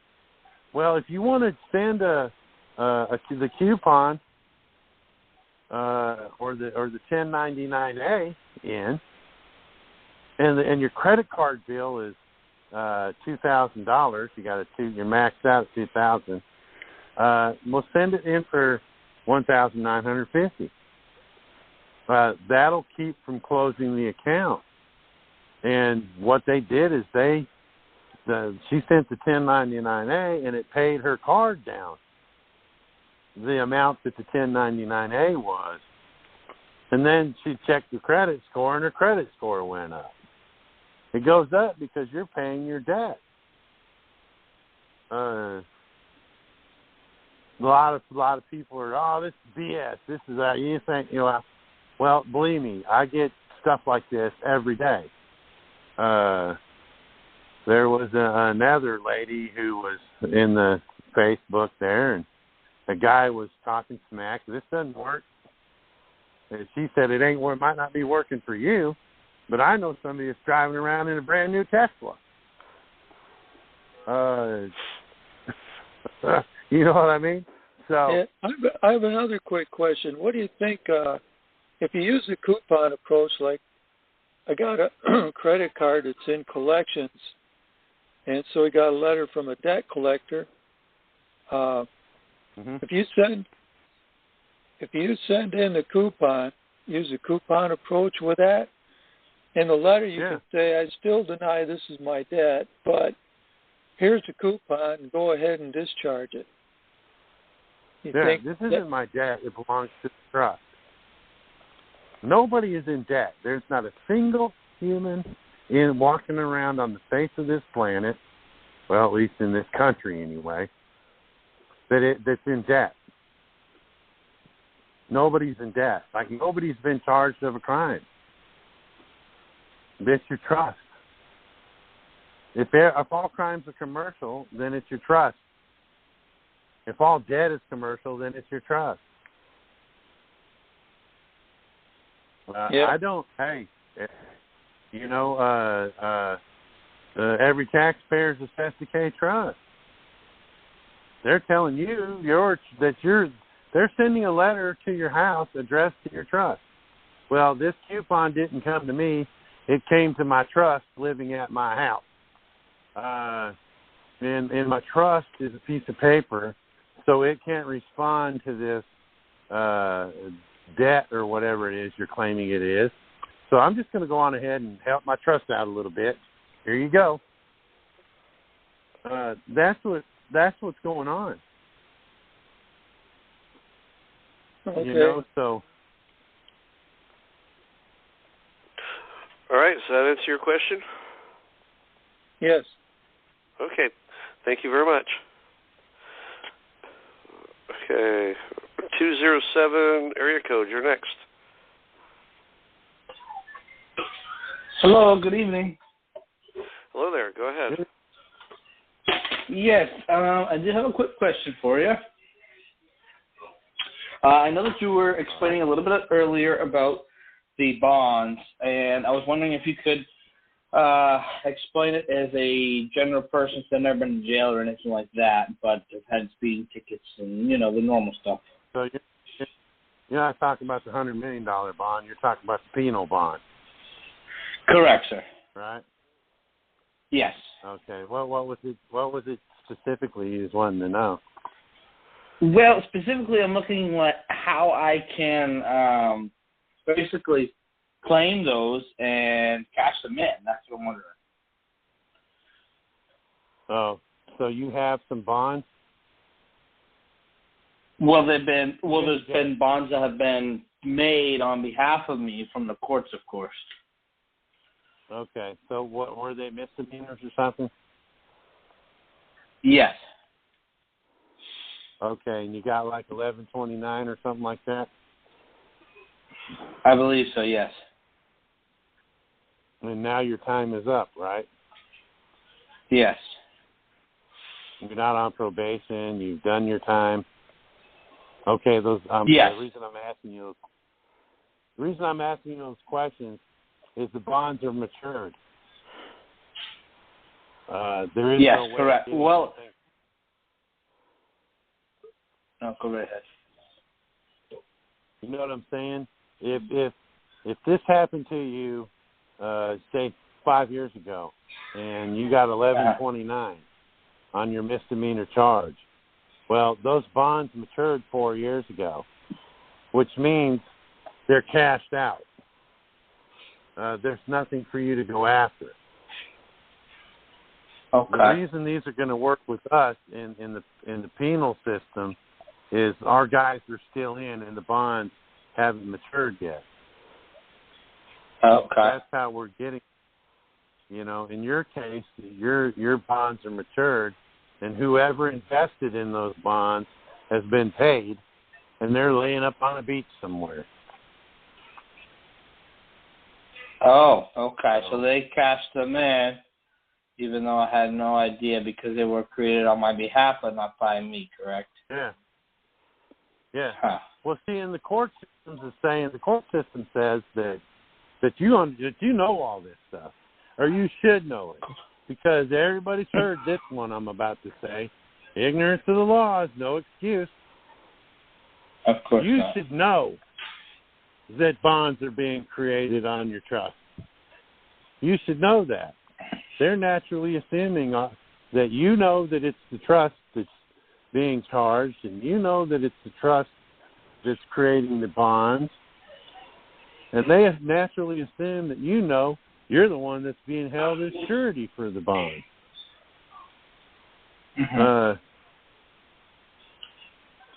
So once it's over, you really can't get it.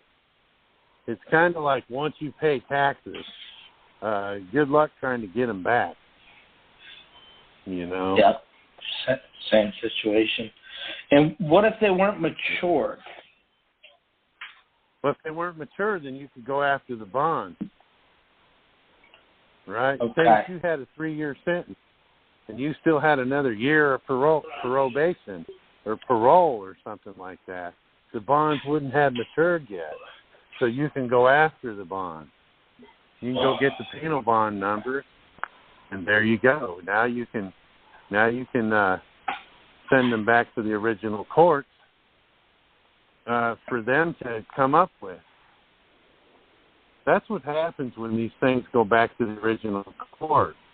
The bonds are on you. Now they're supposed to pay the taxes. If you've got, in my case, where I allegedly had 42 counts. Could you imagine that?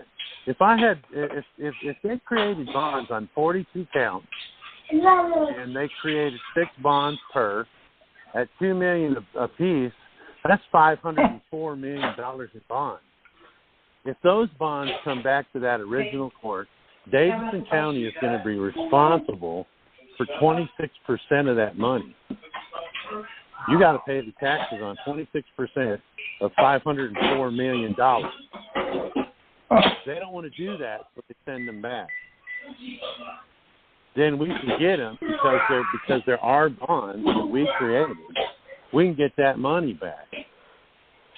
And if I can get $504 million back, you think I got a bit of a problem paying 26%?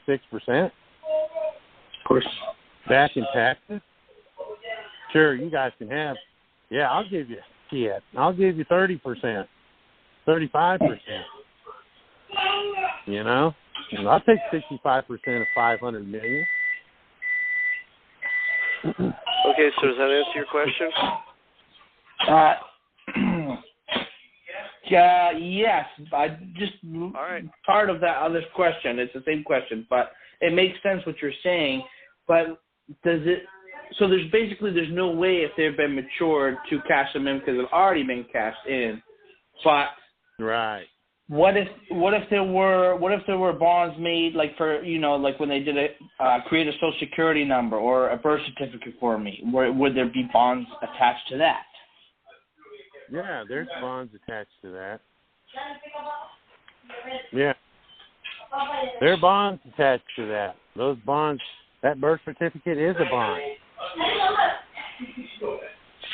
Okay. You know what? So would that be matured? No, they wouldn't be matured yet. Well, they wouldn't be. So on your age. So, because I was using Treasury Direct to look them up and it gave me information on them, but I didn't know if that was true or not. Yeah. From what I understand, it is. You guys on Treasury Direct, you can see if the bonds. See, that's the thing about it. You're not going to know if they've matured or not. And once they've matured, somebody's going to cash them out. You know what I'm saying? Yeah. Okay. All right. Thank you very much. Thanks, buddy. Bye-bye. Okay. So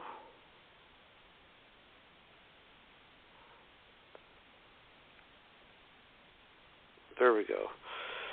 787 area code. You're next. Hi, can you hear me? Yes, go ahead. Hi, Chris. Hi, Tad. Thank you so much for all you do. Thank you so much. You guys are awesome. Chris, the question I have is related to garnishment of wages. I was summoned into court back in November. I thought I did something because all I said while I was there was just I'm the beneficiary and that I was there on special appearance, and I had no clue as to what I was doing. Never even heard of you yet. But I thought that maybe it got – I remember the judge saying, oh, is this one of those sovereign citizens? And he hit the gravel and mumbled something, but I couldn't make it out. Anyway, I'm getting garnished from Bank of America, and I want to do a conditional acceptance.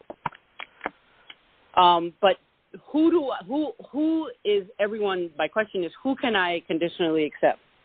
The attorney for Bank of America, the CEO, the CFO, the judge, the clerk. Who else can I? The judge, the clerk, the prosecutor.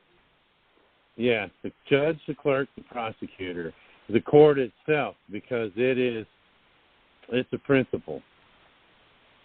Then you'll get the corporations. It's the principal.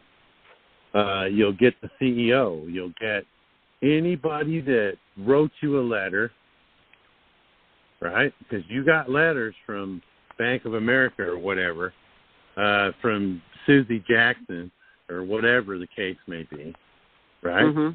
You can include every one of those. because that's the offer. They made you an offer. And I filed a letter. I'm sorry, repeat that again? Can you file? What did you say? Can you file the letter? No. I was saying that I had filed a letter before the court date asking them to validate the debt, and they never responded. I gave them 30 days, and they never responded, and I didn't know what else to do after that. But yeah. So should I add that also in the conditional acceptance, that they never responded to? Yes. You add whatever you want to into the facts because they're going to agree. If you say, I sent you a letter and to, what was that you said you did again? You sent them a letter with a... Yeah, it was a letter demanding them to validate the debt. Okay. On such and such a day, I sent you a letter to validate the debt, and you never addressed that. So by not addressing that, you acquiesced that you validated it, and you're putting this in the facts. You see what I'm saying? Right, in the facts. So you're going to contractually agree that they validated it for you. You see what I'm saying? Yeah, I do. If you put in the contract, if you put in the conditional acceptance that you did A, B, and C, and they didn't object to A, B, and C, they didn't write you a letter back and say, no, we're not doing A, B, and C. If they didn't address this at all, then they've agreed to A, B, and C. And by putting that in your conditional acceptance, they are contractually agreeing that they accepted this validation letter from you, and they actually validated it. Because they're not going to meet the terms, they're not going to meet the conditions of the conditional acceptance. So they're going to acquiesce to your facts. Everything you say, that's why I tell folks, you want to put your facts out, put your facts out. You want to stretch your truth a little bit, stretch your truth. You want a bold-faced lie. Go ahead, bold-faced lie. Because they're going to contractually agree that they got this letter of validation from you, and they actually validated it because they acquiesced to it. Gotcha. That's how to handle them. Okay. And then what should I expect once I give them that time frame? What should I expect from them? Like if they don't answer or if they do answer? Dead silence. Dead silence. I'm going to tell you all right now. You are not going to get folks. I haven't heard any of y'all that have done conditional acceptances that get anything but crickets from these people. Right. And then what do we do after we get the crickets? After we hear the crickets, what do we do? After that, once you do the conditional acceptance to this bank and this judge and everything, and they haven't met the terms in 10 days, then you start the claims of lien. Okay? You start those claims of lien, and you do that assignment document, and then you go ahead and contract with the Treasury. And the claim of lien is with those exact same people that were in the conditional acceptance, right? Yeah. You're going to do when you serve, like say you're serving the judge and the clerk and the prosecutor. Oh my God, I would love to do that. Yeah, when you do that, you serve them with the conditional acceptance, and then once you do the claim of liens, because they haven't addressed the conditions in 10 days, you're going to do a claim of lien on the judge, one on the clerk, one on the prosecutor, and then you're going to do one on the principal, which would be the court itself. That's where this is at, folks. When I was in prison, they said, well, hey, Chris, are you going to move out of Tennessee when all this is over? I said, hell no. I'm not even moving out of this county. I own this courthouse. Right, I remember you own said this that courthouse. Exactly. There's nothing they can do to me. As long as I don't kill somebody, I do whatever I want to in this county. And go and smoke a joint on the courthouse step. Exactly. And it's illegal. It's still illegal in Tennessee, y'all. In Tennessee, right. Ain't nothing they can do because I've got them all. I've biased everybody in the judicial system in this county. Mm-hmm. Why would I want to leave? Right. Gotcha. So does that answer your question? One quick question. That does answer that one, and then this is a really short one for you, Chris. Okay, so I have a daughter who's 18, and she wants to use her Cestui Que Trust to buy a house. Yeah. Is that still she can access it at 18, correct? Yeah. Okay. Yes, she can. That's what I thought. I just wanted to get out here and do it. Everything we're doing. Yeah, she's 18 years old now. She's used that trust. She's gone out somewhere and accessed that trust, and it's hers now. Mm-hmm. It's her bus. She gets I've been drive trying to it teach wherever her. she wants to. Yeah, I've been trying to teach her about it, and she said, Mom, I'm going to go out and buy an apartment complex, and we're going to be the first apartment complex to accept 1099As for everyone. And I'm like, man, these youngsters, they got some great ideas. You can't use it as a bank. I'm sorry, repeat that? You can't use it as a bank. I said you can't use it as a bank. Oh. You can't buy an apartment complex unless you can live in every unit. Oh. But what you can do is, if you've got an apartment complex that's got 12 units in it, you can take 12 of your family members and everybody get one. So you can't use it to like purchase a business or anything like that. No, you can't. Okay. Trust funds aren't that way. Here's one thing I would suggest. You got an 18-year-old that's already looking at this stuff. Tell her to research trust law. It might be a little boring, but once she figures it out, she can go. She can go places. Do you have any books that you recommend? There's all kinds of books on the internet. So there's trust law for dummies. That's a good one. Okay. All righty. Yeah, well, thank you, Chris. Thank you, Ted, for your time. All right. Thank you very much. Okay. Bye-bye. Okay. So, Chris, you know that thing that you saw today that was organized? Yeah. Okay. Well, this is the gal that put that together. This is Alicia. Alicia, congratulations on a job well. Thank you. It was teamwork. I've got a few people that I think very highly of, and we worked hard on it. So I appreciate that. Just a few questions, and I promise I will keep it short. You already answered one. Huh? I said you go long if you want. You deserve it. No, that's all right.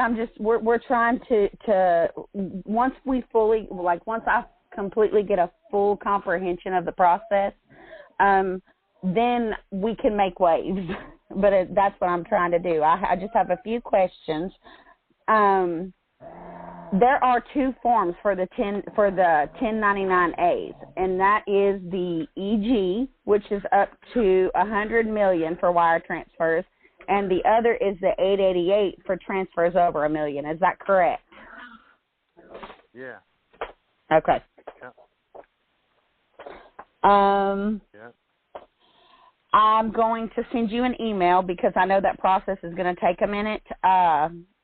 I know that the IRS has actually issued a call for all the A's to be returned to them. And from my understanding, you can purchase an A on eBay, and I actually purchased one, and now they're selling them for $100, and mine came from the Department of Equity. Damn. Just so y'all know. Yeah, on eBay.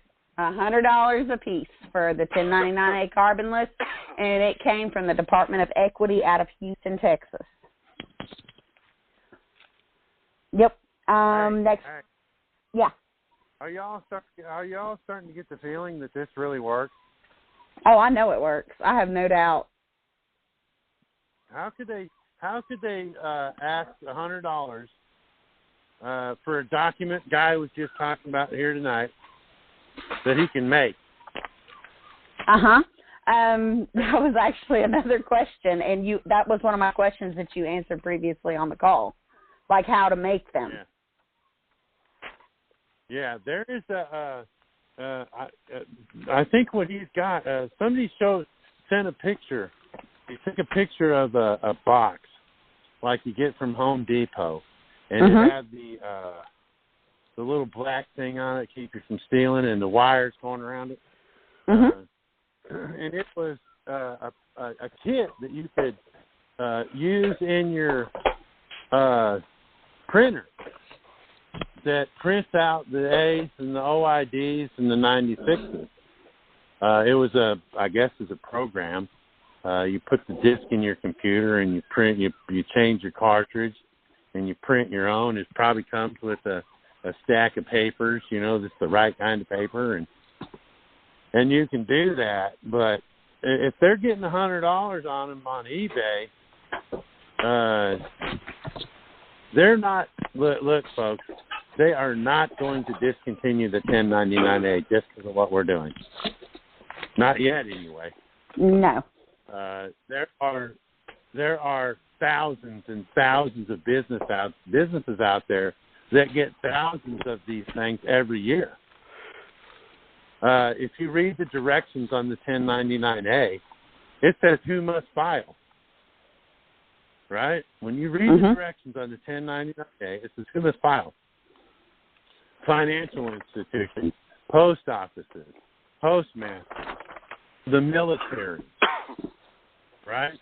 There are thousands upon thousands of businesses that must file the 1099A.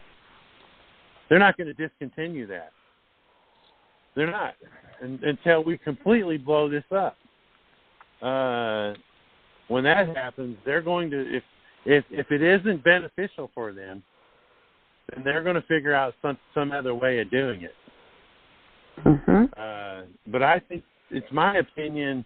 I'm of the opinion that here's the thing: if you go to a dealership and you got a 1099, that dealership is acting as a trustee. Everyone that touches that paper is acting as a trustee. The bank is going to act as a trustee. The IRS, the Treasury, all of them are going to act as trustees in your trust. And a trustee that does work for the beneficiary can get paid from the trust. That's what I foresee. A lot of people out here aren't thinking about that. This 1099A thing, it's going to ruin everything. The people are getting paid to touch your 1099A. And they're getting paid from your trust. So this is profitable. I stand out here, out of the house because this is the best place for me to talk. I don't have my grandsons grabbing me and the kids running around and, TVs and stuff going. It's the only quiet place I can go. Outside or down in my building, down in my office. Right. Man, I'm standing out right now in the country. They wanted rid of me. Best place to be. I'm standing underneath my street light. They could snipe me out from 365 or 360 degrees. They're not doing. I'm supposed to be on parole. If I was doing something, believe me, if I was doing something that they didn't want me to do, whether I was doing it illegally or lawfully, they would come and get me. Right. Wait a minute. He wasn't this dangerous in prison. If what I'm doing is causing fraud, believe me, they would have me quit. They wouldn't have let this go on for 5 months. No, and I know that. Discernment goes a long way. I think it's something a lot of people like nowadays, but they're getting paid. Believe yes, they are. They already right before this blew up. I guarantee you, the government already knew that this was going to work for them to their benefit. When they got these gurus on here teaching this stuff, and they're shutting them down. Why? They're not shutting them down because they're spreading false information. They're shutting them down because what they're teaching these people isn't making them any money. No, it's not. You come up with a way for them to make money. You know, it wouldn't surprise me a bit if they put me on their payroll. That would be our irony. So, Lisa, yes, does that answer your question? I have one more question. I'm so sorry. Okay. A 1099-A, you know how it has the 3 parts? Can you use a single form? Say you're going to go to Peter. We're just going to use Peterbilt for an example. You're going to go to the Peterbilt dealership. You want to buy 2 Peterbilts and a 53-foot, trailer on their lot. Because it's the same place, same lender, same everything, can you use that one 1099-A and all 3 on that one page? Yeah, absolutely. Okay. If you went there and said, I need I like Peterbilt. I drove one for about 6 years. Well, actually, I drove 2 for about 6 years. Real nice. I haven't driven any. They're not that bad. And that's why I became a truck driver, and I haven't driven any. They're pretty nice. I had was brand new.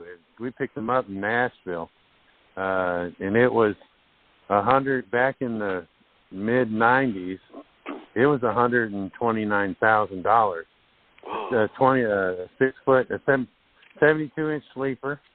Right. It was leather all inside. It was nice, really nice. If you went down there and said, "Look, I need the Peterbilt, this one right here. Give me the nicest one you got. I want a dry box and flatbed." You can do 1, 2, 3 on there on the 1099-A. Because the beneficiary needs one. The beneficiary needs the truck. I'm not going to be doing this for business. I'm not going to be commercial, but I need a Peterbilt. I really do. Right. There's farming stuff that needs moved. I got a lot of sailboat fuel to haul. Right. Yeah. Everybody hauling sailboat fuel. I say farm equipment, and he says sailboat. Sorry. So, but yeah, you could put the trailer, or you could probably put in the description. You could probably put the truck, and both trailers in the description on one. Okay. But yeah, you can do time like that. And like I said, if you're going to do the A's, the one that you just bought $100 for on eBay, if you're going to use that, you're going to have to photocopy copy B and copy C to go along with it. Actually, it was the 3-part carbonless that they're selling. Oh, is it? Yeah, it's the 3-part carbonless. Yeah. The guy that just told me he got 2 cases, I need to talk to him.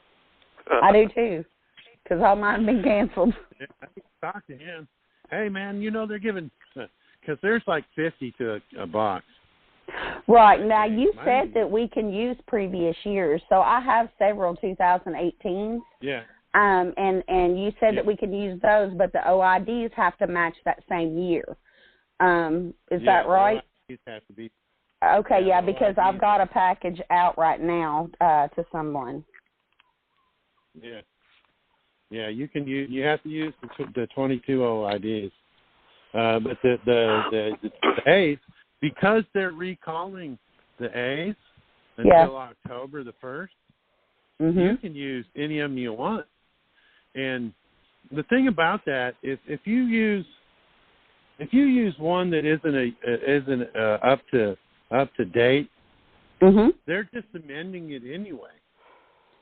Okay. They're going to look at that and say, "Oh, this is a 2017. Ah, frig it. Just amend the damn thing." Okay. They'll amend it. So, and you look, if this is going to make them money hand over fist, you could probably use a really old one. Damn, look at this one. It's 25 years old. I'll use it. Change the number. Go ahead and use it. Amend that. You know, okay. They're all right. But hey, thanks for the good job. Oh, thanks for all the help y'all are doing. I appreciate it, and I yield. Y'all have a good night, guys. Thank you, Alicia. Bye-bye. Yeah, thanks, man. Okay, this is a blocked phone number. When your phone unmutes, it's your turn. Hey, this is Arizona John, and I think Alicia on that form, I saw it already. It's beautiful. It is. And I thank you, Chris and Tad. Now, you ask about names of money. It's called earnest money, and it's option to buy. Yeah. Of course, there's escrow. But you got to be careful on all that, because they love that kind of money because they can keep it. Yeah. But my question was, can anything be needed for business when my trustee says I need a D10 bulldozer? Couldn't that be got for business, or does it have to be it's my pleasure thing? Yeah, well, John, you have a driveway that you need to keep straight. Oh, yeah, it's rough. Yeah. But Okay. if you just so happen to, for whatever else you're going to use it for, use it. Plowing snow. I told my wife, I said, we're about to buy this 300 acres over here by the national park. A friend of mine's got it up for sale. We're about to buy it. And I want to develop it. Because my kids like to ride four-wheelers. So I'm going to have to cut roads into the mountains and these old logging roads, because the property used to belong to Champion Paper. Part of it did. Yeah. And logging roads all over it. But I told her, I said, I'm going to need an excavator to build these roads and clean these roads up. Now, I'm going to need a dozer, a small dozer. And I need these. So because I got four-wheelers and razors, side-by-sides and things that I need to ride. So I need this equipment to do this stuff that I need. And that's not what I go. Well, I've built hundreds of miles of roads in Arizona. So it benefits the private property owners and also for firefighting roads for the Forest Service. Yeah. And of course mine roads. But anyway, can any of this process be used for nonprofit land and equipment, and what would be the limit on trying to do a 1099A process on any of that? What does the beneficiary need? Okay, it would refer to a nonprofit firefighting registered with IRS as a 501c3 legitimate. Yeah. Well, the beneficiary is involved in this 501c3. And so I need to be involved with this 501c3 for fires. And as long as I'm in, and I need to make sure that I have the proper things that I need to be involved. Oh, yeah, we're short. They say we need 10,000 more firefighting units or private fires in America right now. Yeah. Oh, yeah, they're going on here. They're taking our cops around here because our cops have figured out that they can put out fires and make better money than they can being cops. And shot at, right? I'm not joking, man. I'm not joking. Our cops don't make 32,000 starting out. You can do way better than that, putting out fires, and then you don't have to work all the time. Right. You know what I'm saying? Yes, sir. And the other, I had one more question. When we're dealing with all the different governments, county, state, city, and the courts, can we use 1099A process on them, or it's all conditional acceptance, or a combination of both? Or do they have any immunity? Run that by me again. Okay. On the process of 1099A or conditional acceptance, can we use that on the various types of government in this country? City, state, county, courts, whatever wants to come around and persecute you. After all, who hasn't been abused by government in this country? I don't know anybody. You can use the conditional acceptance for any offer made that's involved your trust number. I got this question today. You said that you can do a conditional acceptance on any offer, and I had to step back on that one because it's not any offer. It's any offer that where the Social Security account is involved. Right. Because you're not. If someone makes you an offer and they don't have your Social Security number, like if I come to you and I make you an offer, and I'm not a trustee in your trust because I don't have your trust number, well, then you can't conditionally accept that offer. Because everything's commerce and everything involves your trust.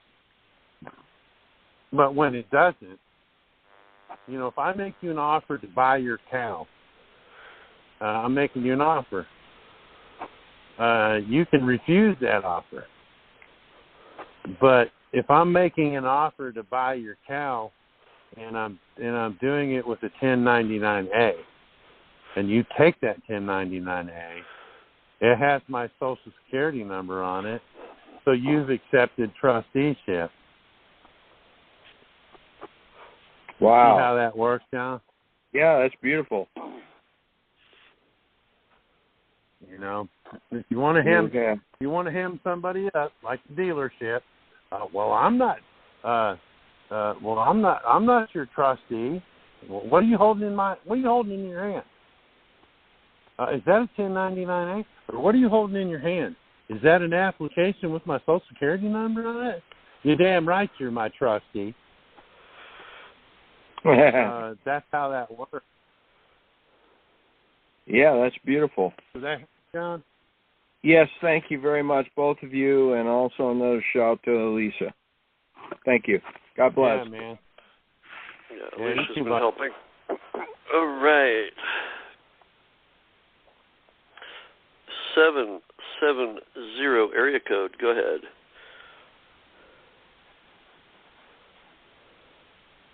Okay, maybe I gotta.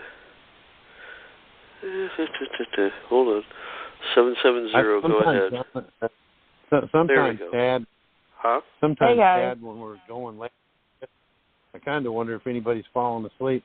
Well, I was almost falling asleep, but I'm really committed to getting my question. But thank you guys for taking your time tonight. Sure. Chris, I have I sent you the email for the example I needed you to look over for my conditional acceptance for Credit One Bank. I sent it to you on Monday. I'm Salah Williams. You probably don't recognize the name. Okay. So do you have a question for the call? Yes. Yeah, what's your name? Salah, what's your name? A-L-A, last name Williams. Oh, yeah, okay. Yeah, that's okay. S-O-L-A-N? No. S right? is in Sam, A-L-A. Oh, okay. Yeah. Sayla? Yes. Williams. Yeah. Yes. I think I scrolled by that earlier before we got started on this. I'll look at it tonight, okay? Okay, sure. No problem. My two questions are, one, please don't yell at me, but I'm starting to get a little shaky. I have sent off 4 different coupons that have all been rejected, which I know means that I can do a conditional acceptance, and the one that I sent you is like, the beginning of me starting. And then I have 2 1099As that I sent off, one for a utility bill, one to pay off the car that I have currently. Both of those got rejected. And I have a 1099A at the dealership, which, they have me waiting. Did they send them back to you? Did they send them back? One company did send me the 1099A back. One company didn't send it back at all. Okay, then that company accepted it. Right, and I do recognize that I have. Yeah, I do recognize that I have probably 7 conditional acceptances to write, but I'm asking about this because I also wrote a 1099A for my contractor, and I was in the midst of a lawsuit when I stumbled upon your page, and the woman that I was suing, I allowed her to be able to settle out of court with a 1099A. She was a previous tenant who destroyed my home. And I haven't heard anything from anything. And I'm at 44 days, and I don't want to be shaky, but, my question is will it all come to fruition somewhere? Will it all come to, will it all come to fruition somewhere? Is that what you said? Yes, because so far, none of the processes have worked so far. Yeah.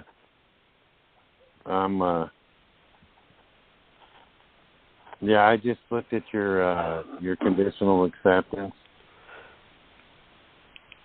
I was trying to multitask there. Yes, it will, because you're about to see it. Like you said, you got a bunch of conditional acceptances you got to write. I'm sending you, as far as your conditional acceptance is concerned, I'm sending you conditions right now, okay? Okay. The Gmail, you want it to Gmail or you want it to Yahoo address? Gmail, please. Okay. These conditions, I read through your conditions, and they're good, but I want you to look at the ones I'm going to send you, because a lot of them are universal. Okay. And you can use them on everyone, every conditional acceptance. Some of the conditions will be for traffic and won't apply to your situation, but there's a lot of them that are universal, like the on ledger and off ledger. That's a condition. I don't care if they can make all the conditions. That's a condition they're not going to make. They're not going to be able to do it. And that's the position that you put them in when you do these. You can pick and choose which ones you want to slide, which ones you don't. If they're little, they seem little, you might just roll those over and let them go and go after the big dogs. But you're about to do it. You're about to get real intimate with a lot of conditional acceptances. I'm not sure which ones I've sent you. I would have all the ones that you sent me previously were traffic based. Okay. Hit me back if you want I've got them for child support and the VAC and mortgage. And yours may be even completely way out there, different than the ones that I've got. But the more that you all look at these things, the more you'll be able to relate with certain aspects of them while you're writing them. They'll help you along. They'll kind of coach you along. But yeah, it's not that. I would love to see this work 100% all the time for everybody. But the key is to get rejected. Right. So that you can do the conditional acceptance. And once you do that, you got the claims of liens and the assignment agreement and the contract. Bam! Now you don't have to worry about whether a dealership's going to give you a car or not. You can walk in there and slap down some money, or the house. If one in 100 people get a car, well, then we know it works. If 1 in 50 people get a house, then we know it works better for the house. If 1 in 12 people has their credit card balance erased, well, then we know it works. But the key is, don't let it work. If it doesn't work, what are we going to do? Conditional acceptance. Mm-hmm. Yeah, we're going to get rich, and the government's going to get rich right along with us. There's a strong possibility, folks, that the only reason they ain't sniped me out yet is because they know this will pay down the national debt. We should actually be doing our country and our government a favor doing what we're doing. Okay. It's interesting to see where all this goes. Yeah, I mean, I'm intrigued. I just, I was curious to see if, because the only check that honestly, the only check I really care about is the back payment from the previous renter for all the damages. And I know that you said 45 to 60 days. So I'm at day 44, and I was like, oh, Chris always says don't be shaky, but I'm getting a little shaky. Yeah. It sucks that you trust people to right. You cut them all kinds of breaks. I'm sure you probably have. If they've done a lot of damage to your house and just boogied on out, more than likely they probably beat you out of a couple months of rent at one time. More like a year and a half. Yeah, you see what I'm saying? So they took total advantage of you. And then on the way out, they give you an extra kick in the ass by destroying your property. Right. Those people like that need to be hit. Yep. Because that's totally uncalled for. You were nice. I'm sure you were. If you let them slide for a year and a half, you're better than I am. Yeah. Well, they were one of the COVID people, so the government wouldn't allow me to evict them. No, I would have made it rough on them. I would have made them want to leave. Trust me, I that COVID thing, that bullshit. Like we got all the way down to her barely even being able to use any plumbing in the house, and she still wouldn't give up the property. That's why, the house itself is only worth $30,000. That's why there's $60,000 worth of damage in here, because he completely destroyed it. Yeah. Okay, so does that answer your question? Oh, yep, that answered that one. Second question, this one's real quick.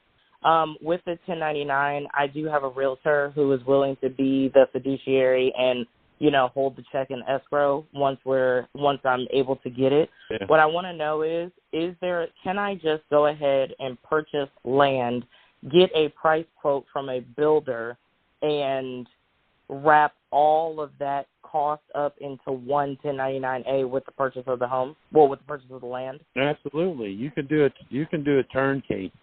Go find somebody. There's a lot of contractors out there that buy land, big plots of it, and then they build houses on it. You could go in there and say, look, I want you to do everything. I want this a turnkey. I want you to give me a key, and I open up a house. I've got my furniture. I've got my dishes, washer, dryer, all that stuff. You could even get it down to having your food in the house. The contractor will work with you with that. If they know they're about to get paid some sweet money, what kind of linen do you want on your bed? What kind of soap do you like to use? You'll walk in there, hang up your clothes, and you're home. Yeah, you can do that. Okay, I just have to keep receipts of everything. Yeah, well, once you've paid for it all, you're good to go. Yeah, if you want to keep the receipts for a couple of years. They're going to give that all to you. The home decorator is going to have receipts for everything they bought. You're going to have all that. Okay, absolutely. So that's the way I did it, because then you're getting the house the way you want it built, and you're getting it looking like you want it to look. Right. Okay, so it's as home. simple as having my realtor get a builder. The builder will price me out for everything, and I'll just write a 1099-A for everything, and we'll just hold it in escrow until. Yeah. Well, I don't do home interior, but I know somebody. My sister-in-law does. You know what I mean? They'll actually hire people, their family, if they know that they can pay. Hey, come in here and decorate this lady's house, man. She's gonna pay. Okay. She's gonna pay you a percentage of the money just to buy the shit. Go out and buy the stuff. Who wouldn't want to go shop? Boom. Okay, all perfect. Right. That was. Thank you. Bye bye. Thanks for calling. 512 area code. Go ahead.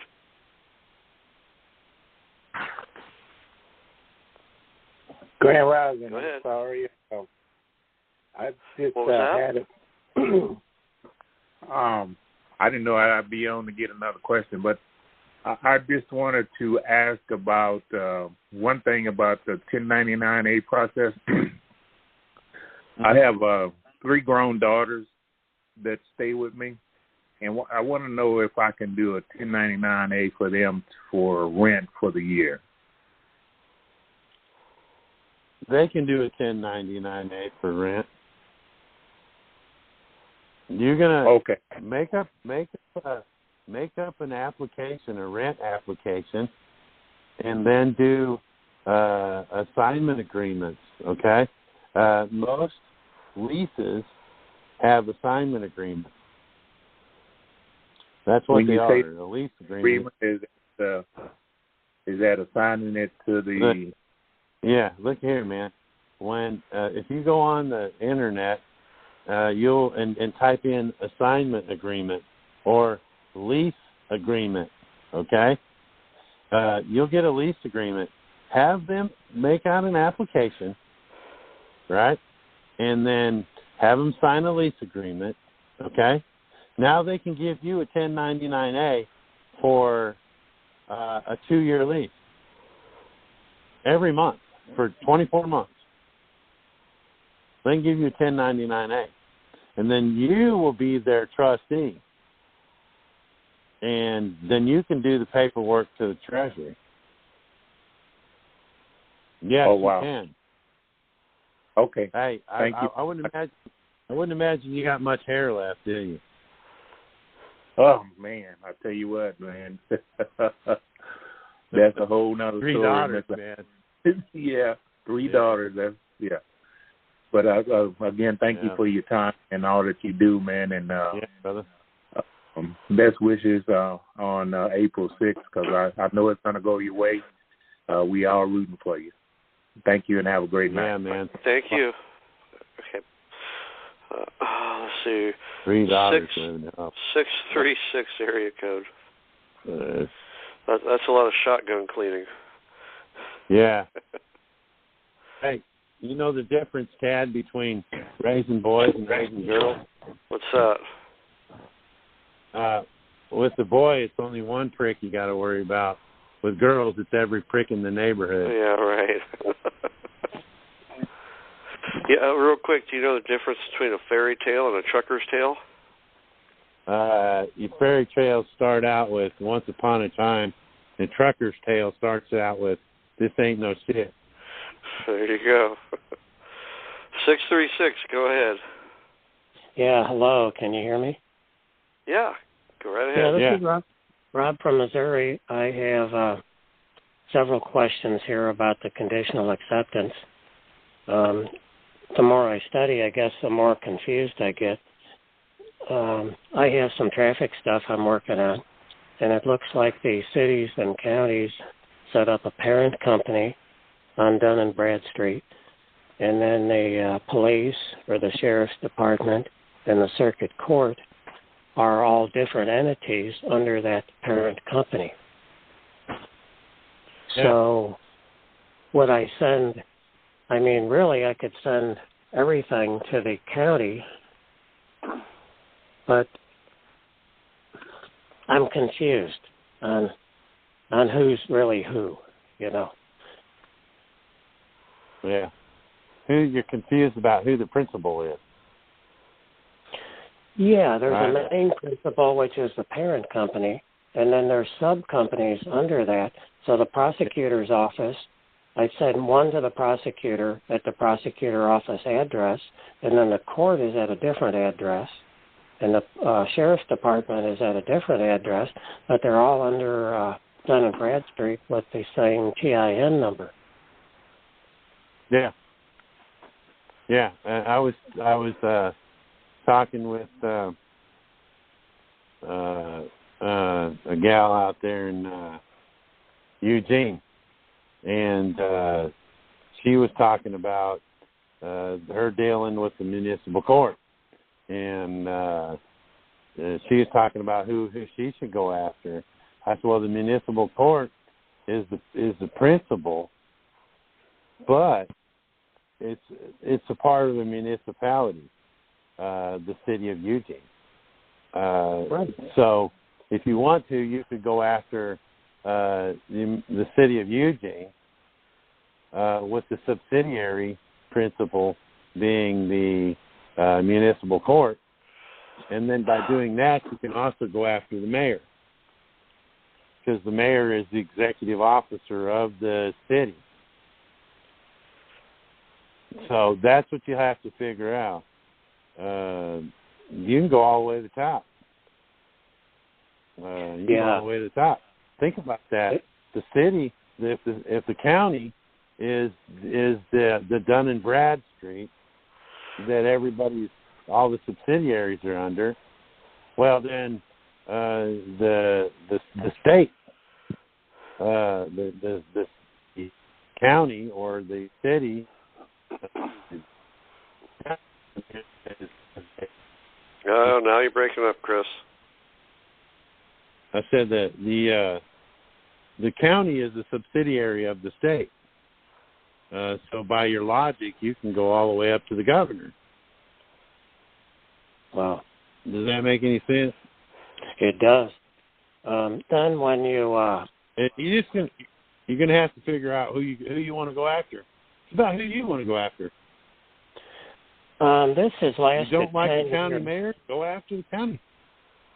If I had more time and some help, I would do that, Chris. I started off with 127 people that I was going to go after, and I just was overwhelmed, and I cut it down to 57, and that's the head of the State Highway Patrol, 2 Supreme Court justices, and it's become overwhelming.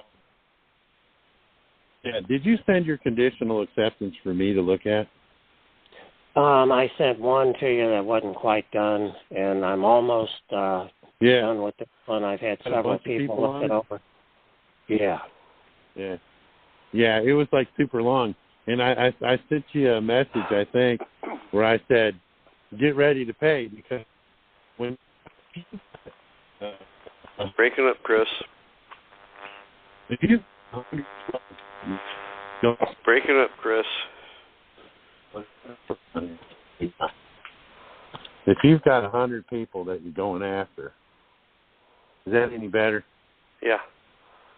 Okay. If there's 100 people that you're going after, and your conditional acceptance is 30 pages long, that's quite a few pages. You're going to go through a lot of ink and a lot of paper, and not only that, you're going to have to send each one of those certified mail. That brings up another question. One of the people on Telegram the other day sent out, I think, 59 of them text per queue, where they send them for free. You don't really have a receipt. You just put them in a box. Do you recommend that? Is that okay to do? Yeah, you can do that. They're still gonna sign for them. Right on. But you got to think about that. Oh, it's going to be a nightmare. Okay. But it's three or four counties, a municipality. They towed my car twice. The last time the state highway left it on the side of the highway, and they came and vandalized my car, my Prius, and cut the converter off.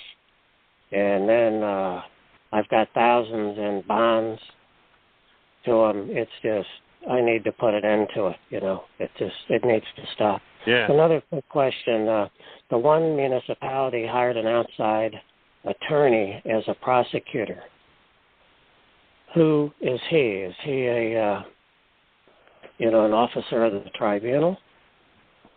Yeah, they all are. Yeah, all lawyers are. All lawyers are officers of the tribunal. All of them. He is. If you got an outside lawyer that they bring in as a prosecutor, he's wearing the hat of a prosecutor. So actually, you could go after the prosecution, the office, the district attorney. You can go after him because this guy is acting as a prosecutor.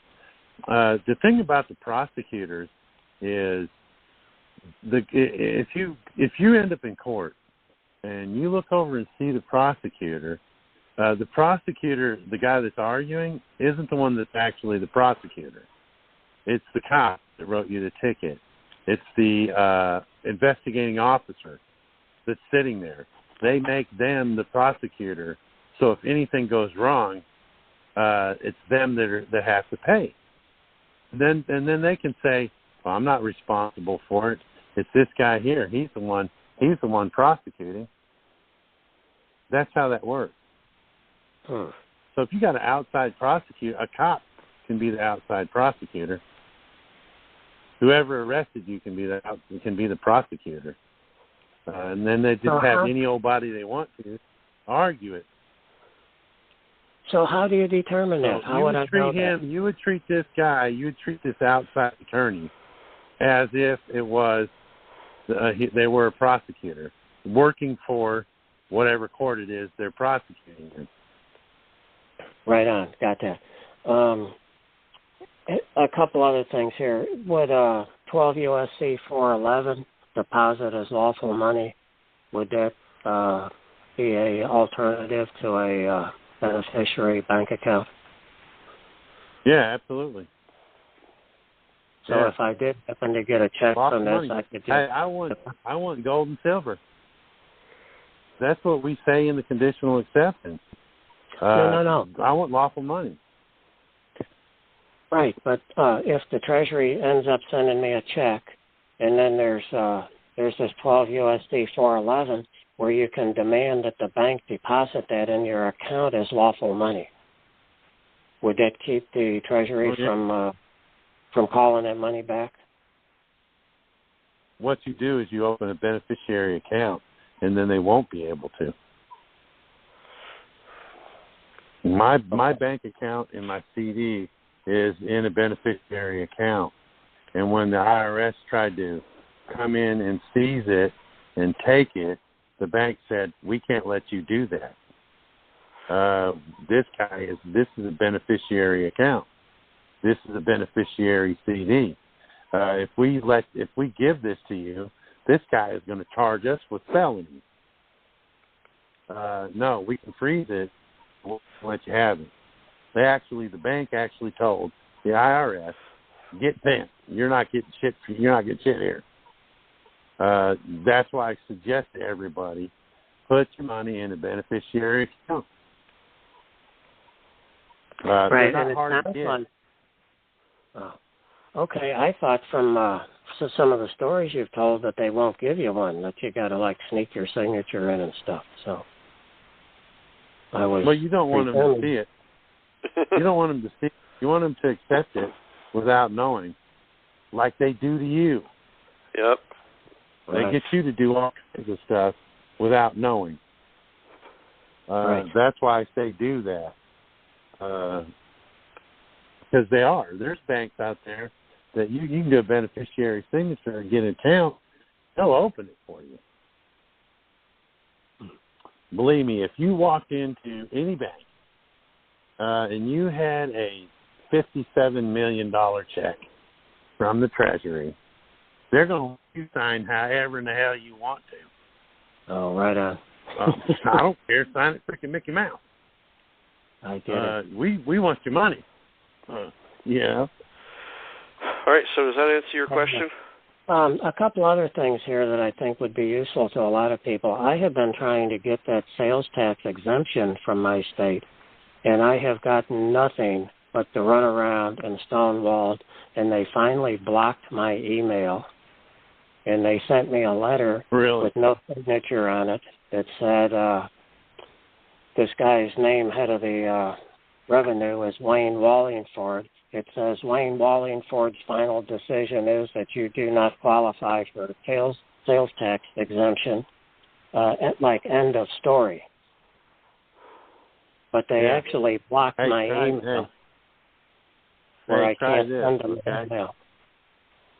Yeah, try this. Call the Secretary of the State's office and tell them you want the application for entity tax exemption.